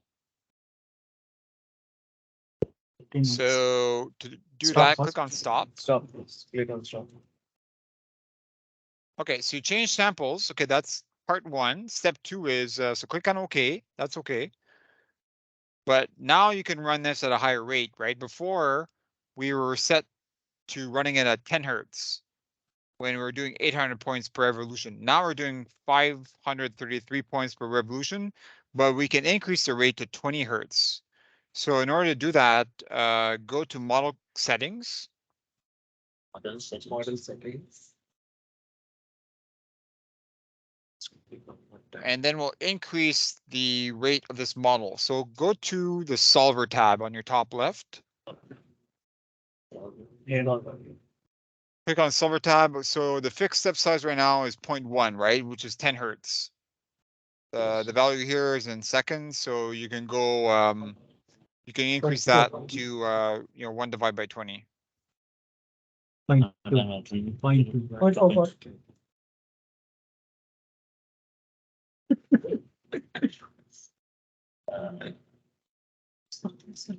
will be leaving just to close the rest. 0.05. 0.05. 0.05. 0.05. Yes.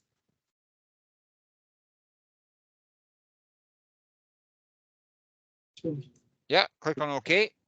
So now you need to regenerate click on monitor and tune again. You need to regenerate that example because they're changing the sampling rate. That's a fairly major change. So now you can see it's updating at a faster rate, or at least it should be.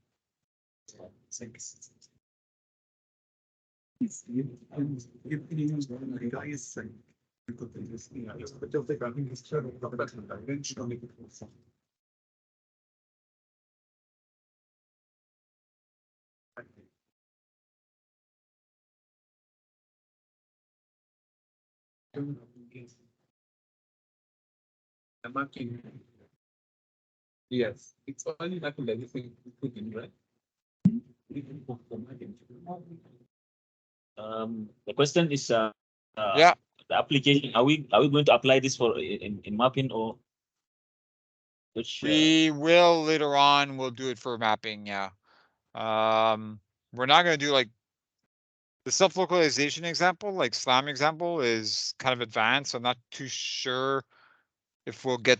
We'll get to something like this in this session tomorrow. We'll be using the LiDAR for more advanced stuff.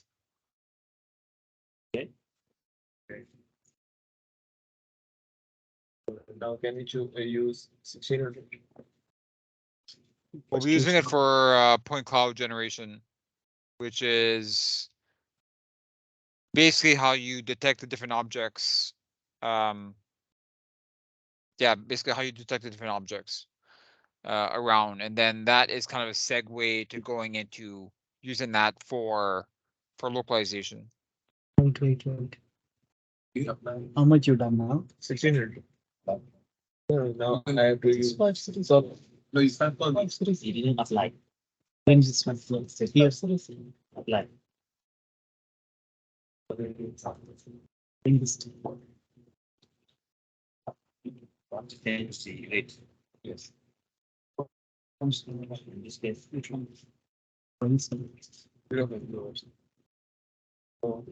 Major drop of 90. साथ में जाएंगे 0.2. What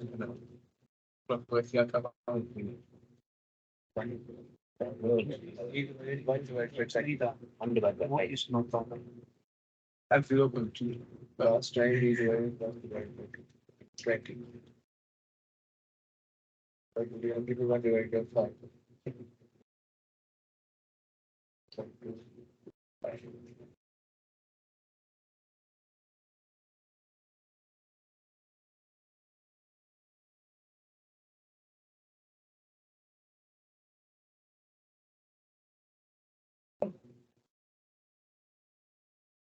Okay, you're changing it to 1600. gotcha.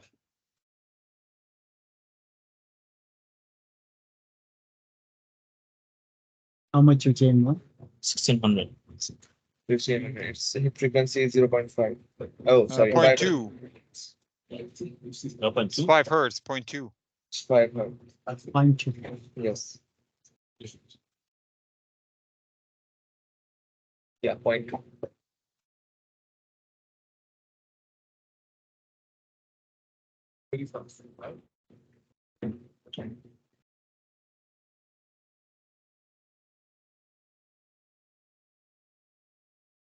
Running, it's running.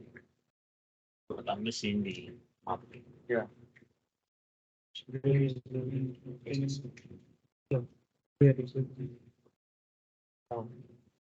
Map is not here. Can you go there? To this model?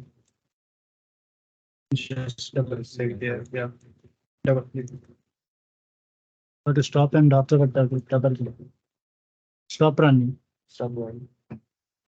Can you look at the map? Okay, there we go. Yeah. Now run it. Run it.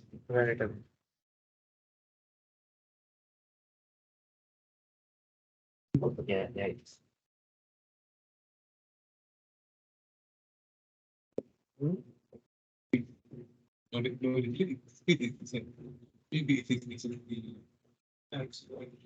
The band like that we are unable for.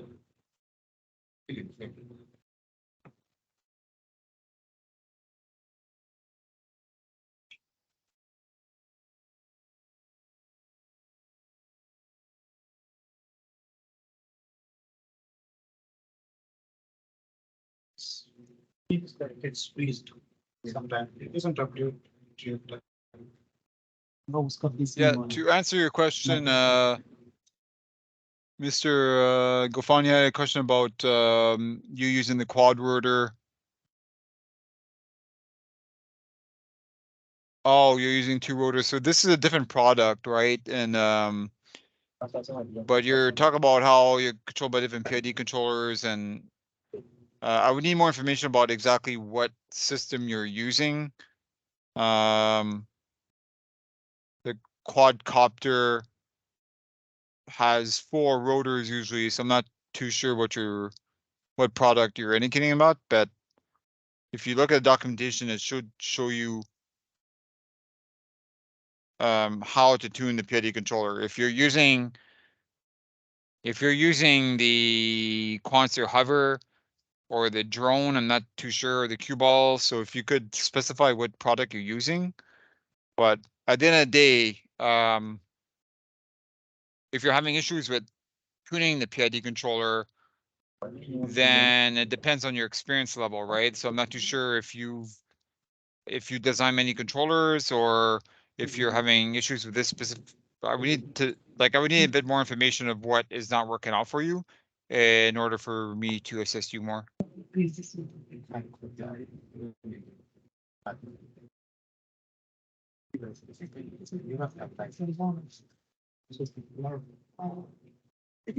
So is this for the hover, or is it for a constant helicopter? Is it for a drone? Could you give me more information?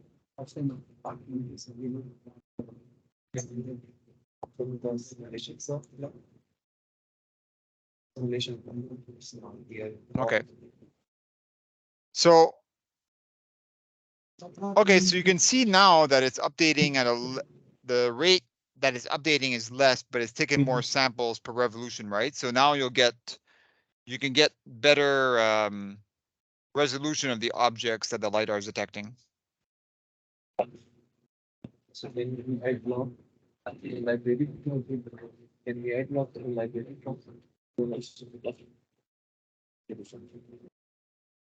And if you double click on the capture LiDAR, then you'll see that it's using the ranging sensor block, right? So again, it's a different block and it's extrapolating the distance in the heading, right? And using the distance in the heading, the distance of the object and the heading of the object with respect to the QCar, basically the angle. And you can use that to populate the map.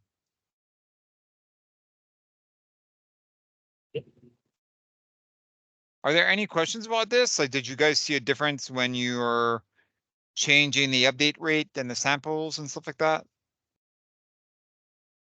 It's like the speed is the real-time information was not that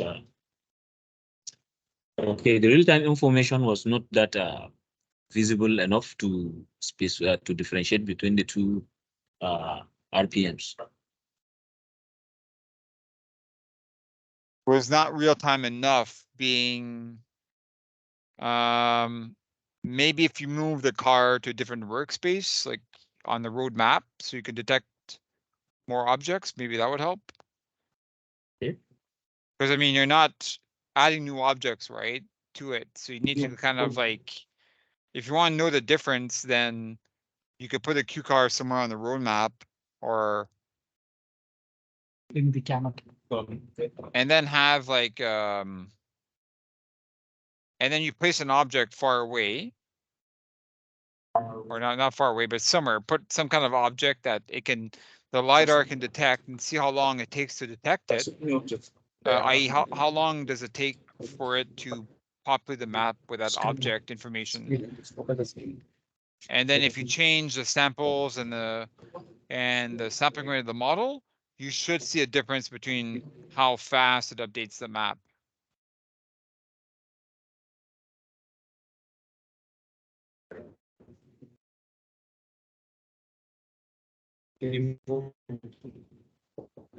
Yeah.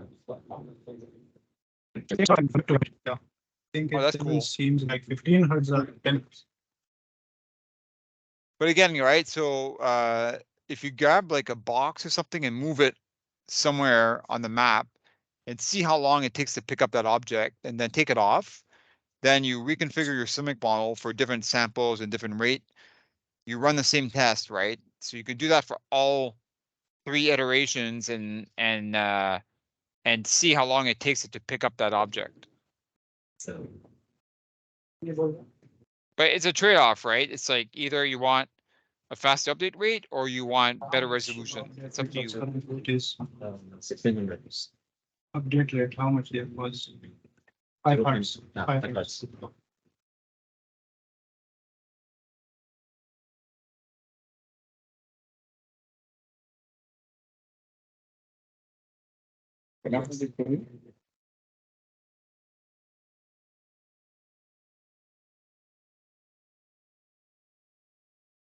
Okay, so sometimes it takes 4 to 5 seconds for the map to be updated.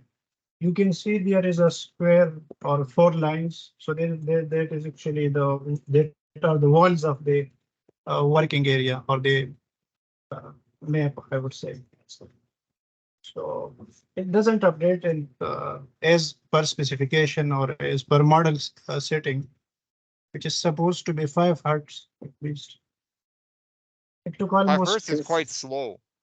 Yeah, So if but you want, I think 5 times a second it should do, but it took almost 15 seconds. 15 seconds, yes.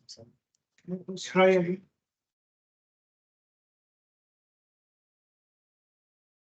it took So- 15 seconds. Yeah, now I changed the position or rotated the vehicle, and I think it's almost more than 6 seconds now. Still, the map is not updated yet. Yeah. Can you please hold the camera for me? We're still waiting for the map to be updated. Yeah, now Now- it will Okay, now let me rotate the car again. We can see how much time it takes. put it in that white background. Can you see those square actually? Now he has already updated.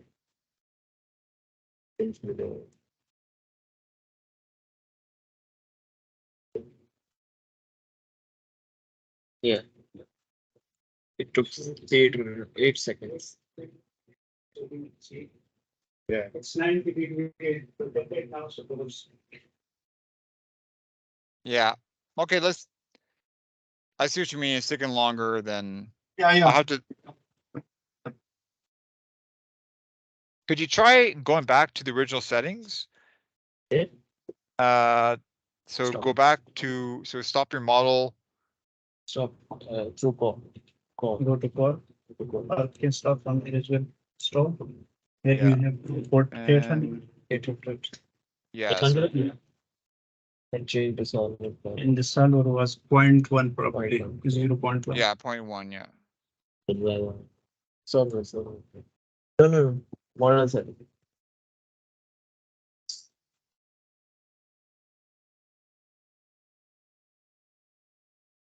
It's 0.1. Yes. I can now run it again and bring the map over again.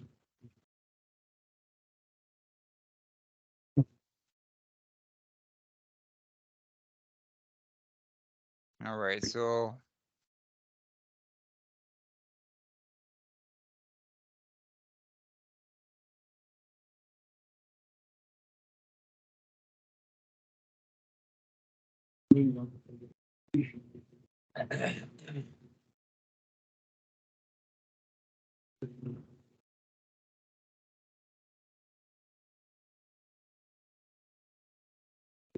Okay.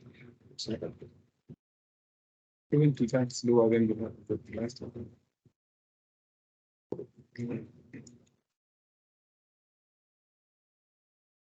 are you Not connected to the model?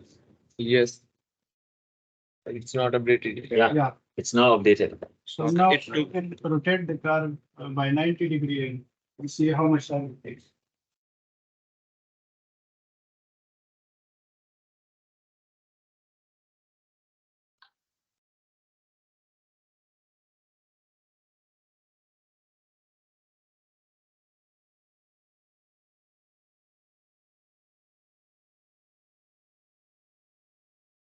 Yeah, I see it's taking longer. It might be because of the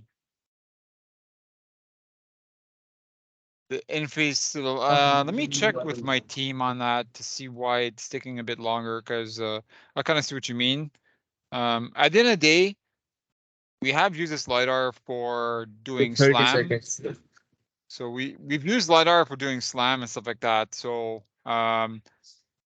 the LiDAR is very much used in research by many users and stuff like that. So but I'll look into this more and find out if there's any ways to optimize it or stuff like that. So I'll get back to you in the next session. Okay.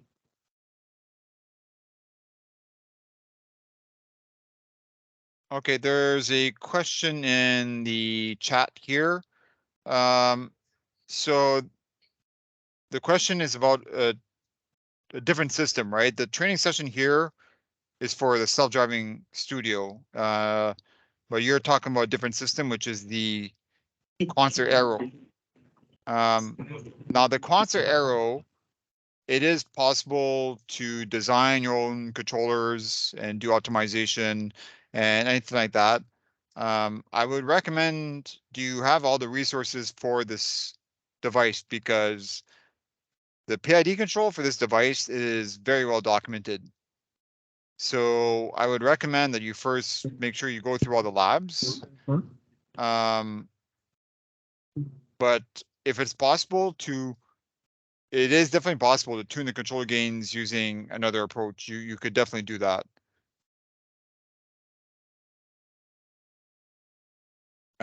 People have designed their own controllers for many of our systems, so that is not an issue. But do you have all the resources for the Quanser Aero?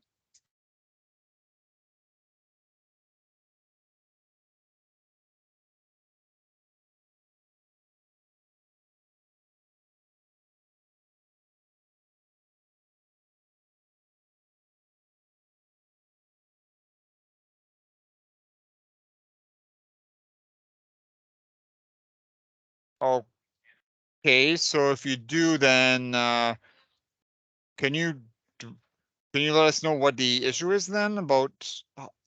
Because it has a PID lab in there, so I'm not too sure what the issue is. Like, you need to give me more information.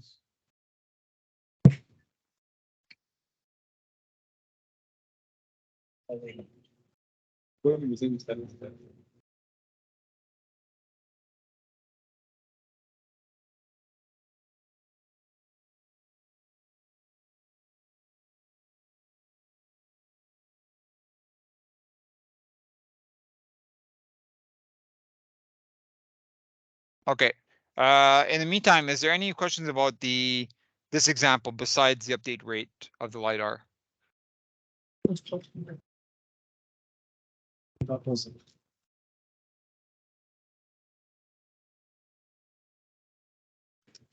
No, but everything is clear. Until now. Okay. Okay, again, I'll look into that more with my team. And okay, I guess we can stop that model.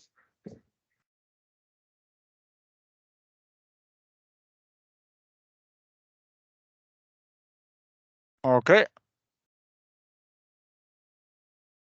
So we can go and start working on now the CIMIC applications. So there's a set of applications that we can run through there's 4 different applications. But I'm not too sure how long you guys can go. Oh, there's actually 5, yeah. Do you guys want to start doing that today, or do you want to do that tomorrow? I think tomorrow would be the perfect.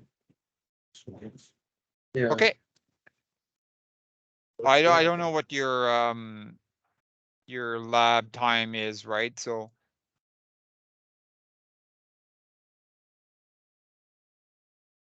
you prefer tomorrow?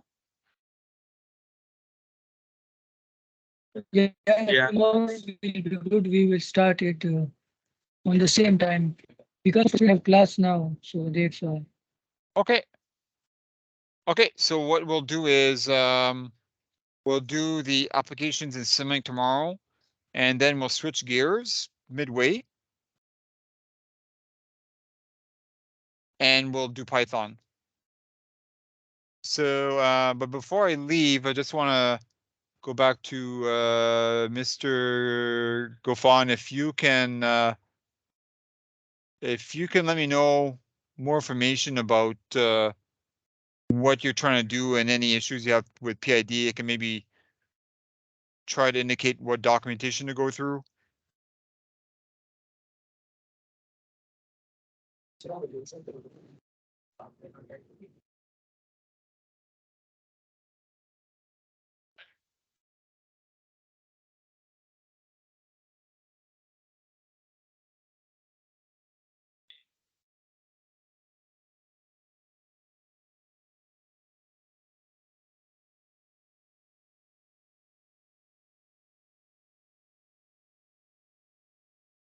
Okay.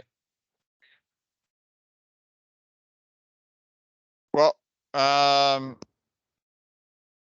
Gafan, if you can, sorry, do you have a microphone so I can talk to you instead? It'd be a lot easier. Otherwise, if you're okay, you can maybe just email me with more information, and then I can get back to you via email. Would that be good?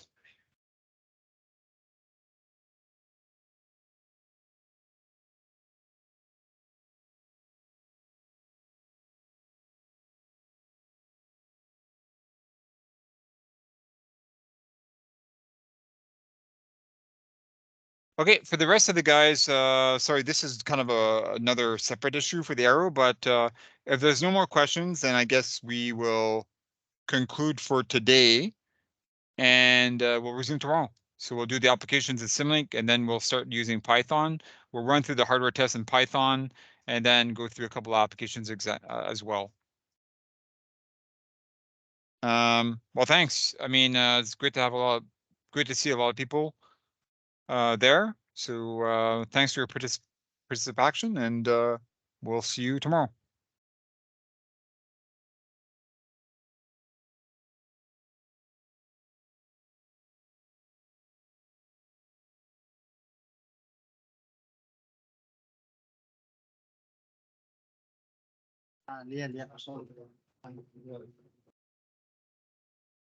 Sorry, someone mistakenly unplugged the router, so we were out of the session for. Pardon? Actually, someone unplugged the modem, so we were out of connectivity. Internet connection. Oh, no, what I said is, are there any other questions? I have one question. You talked about Simulink, MATLAB, Python. Can we integrate the ROS framework as well or not with this vehicle? Yeah, ROS. We have a ROS example based on Python and C. So yeah, you can use ROS. We have one example. So thank you. yeah, it is. We do support ROS on QCar. Definitely, yeah.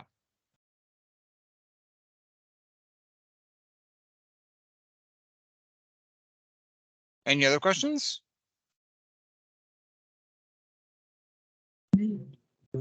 No, thank you. No, thank.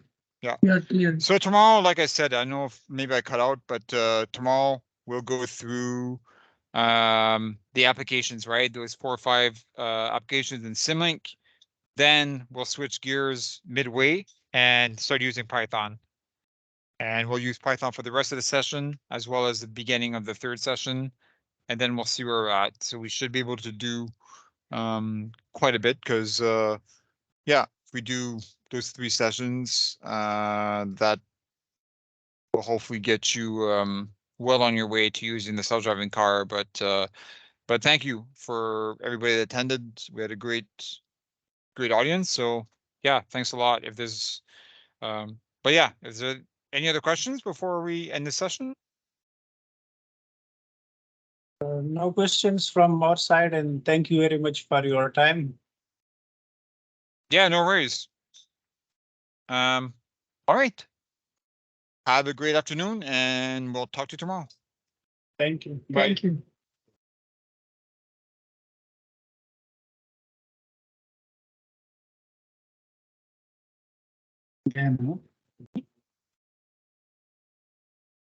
क्या वो record करेगा वो भेजेगा तो इधर हो रहा है स्क्रीन।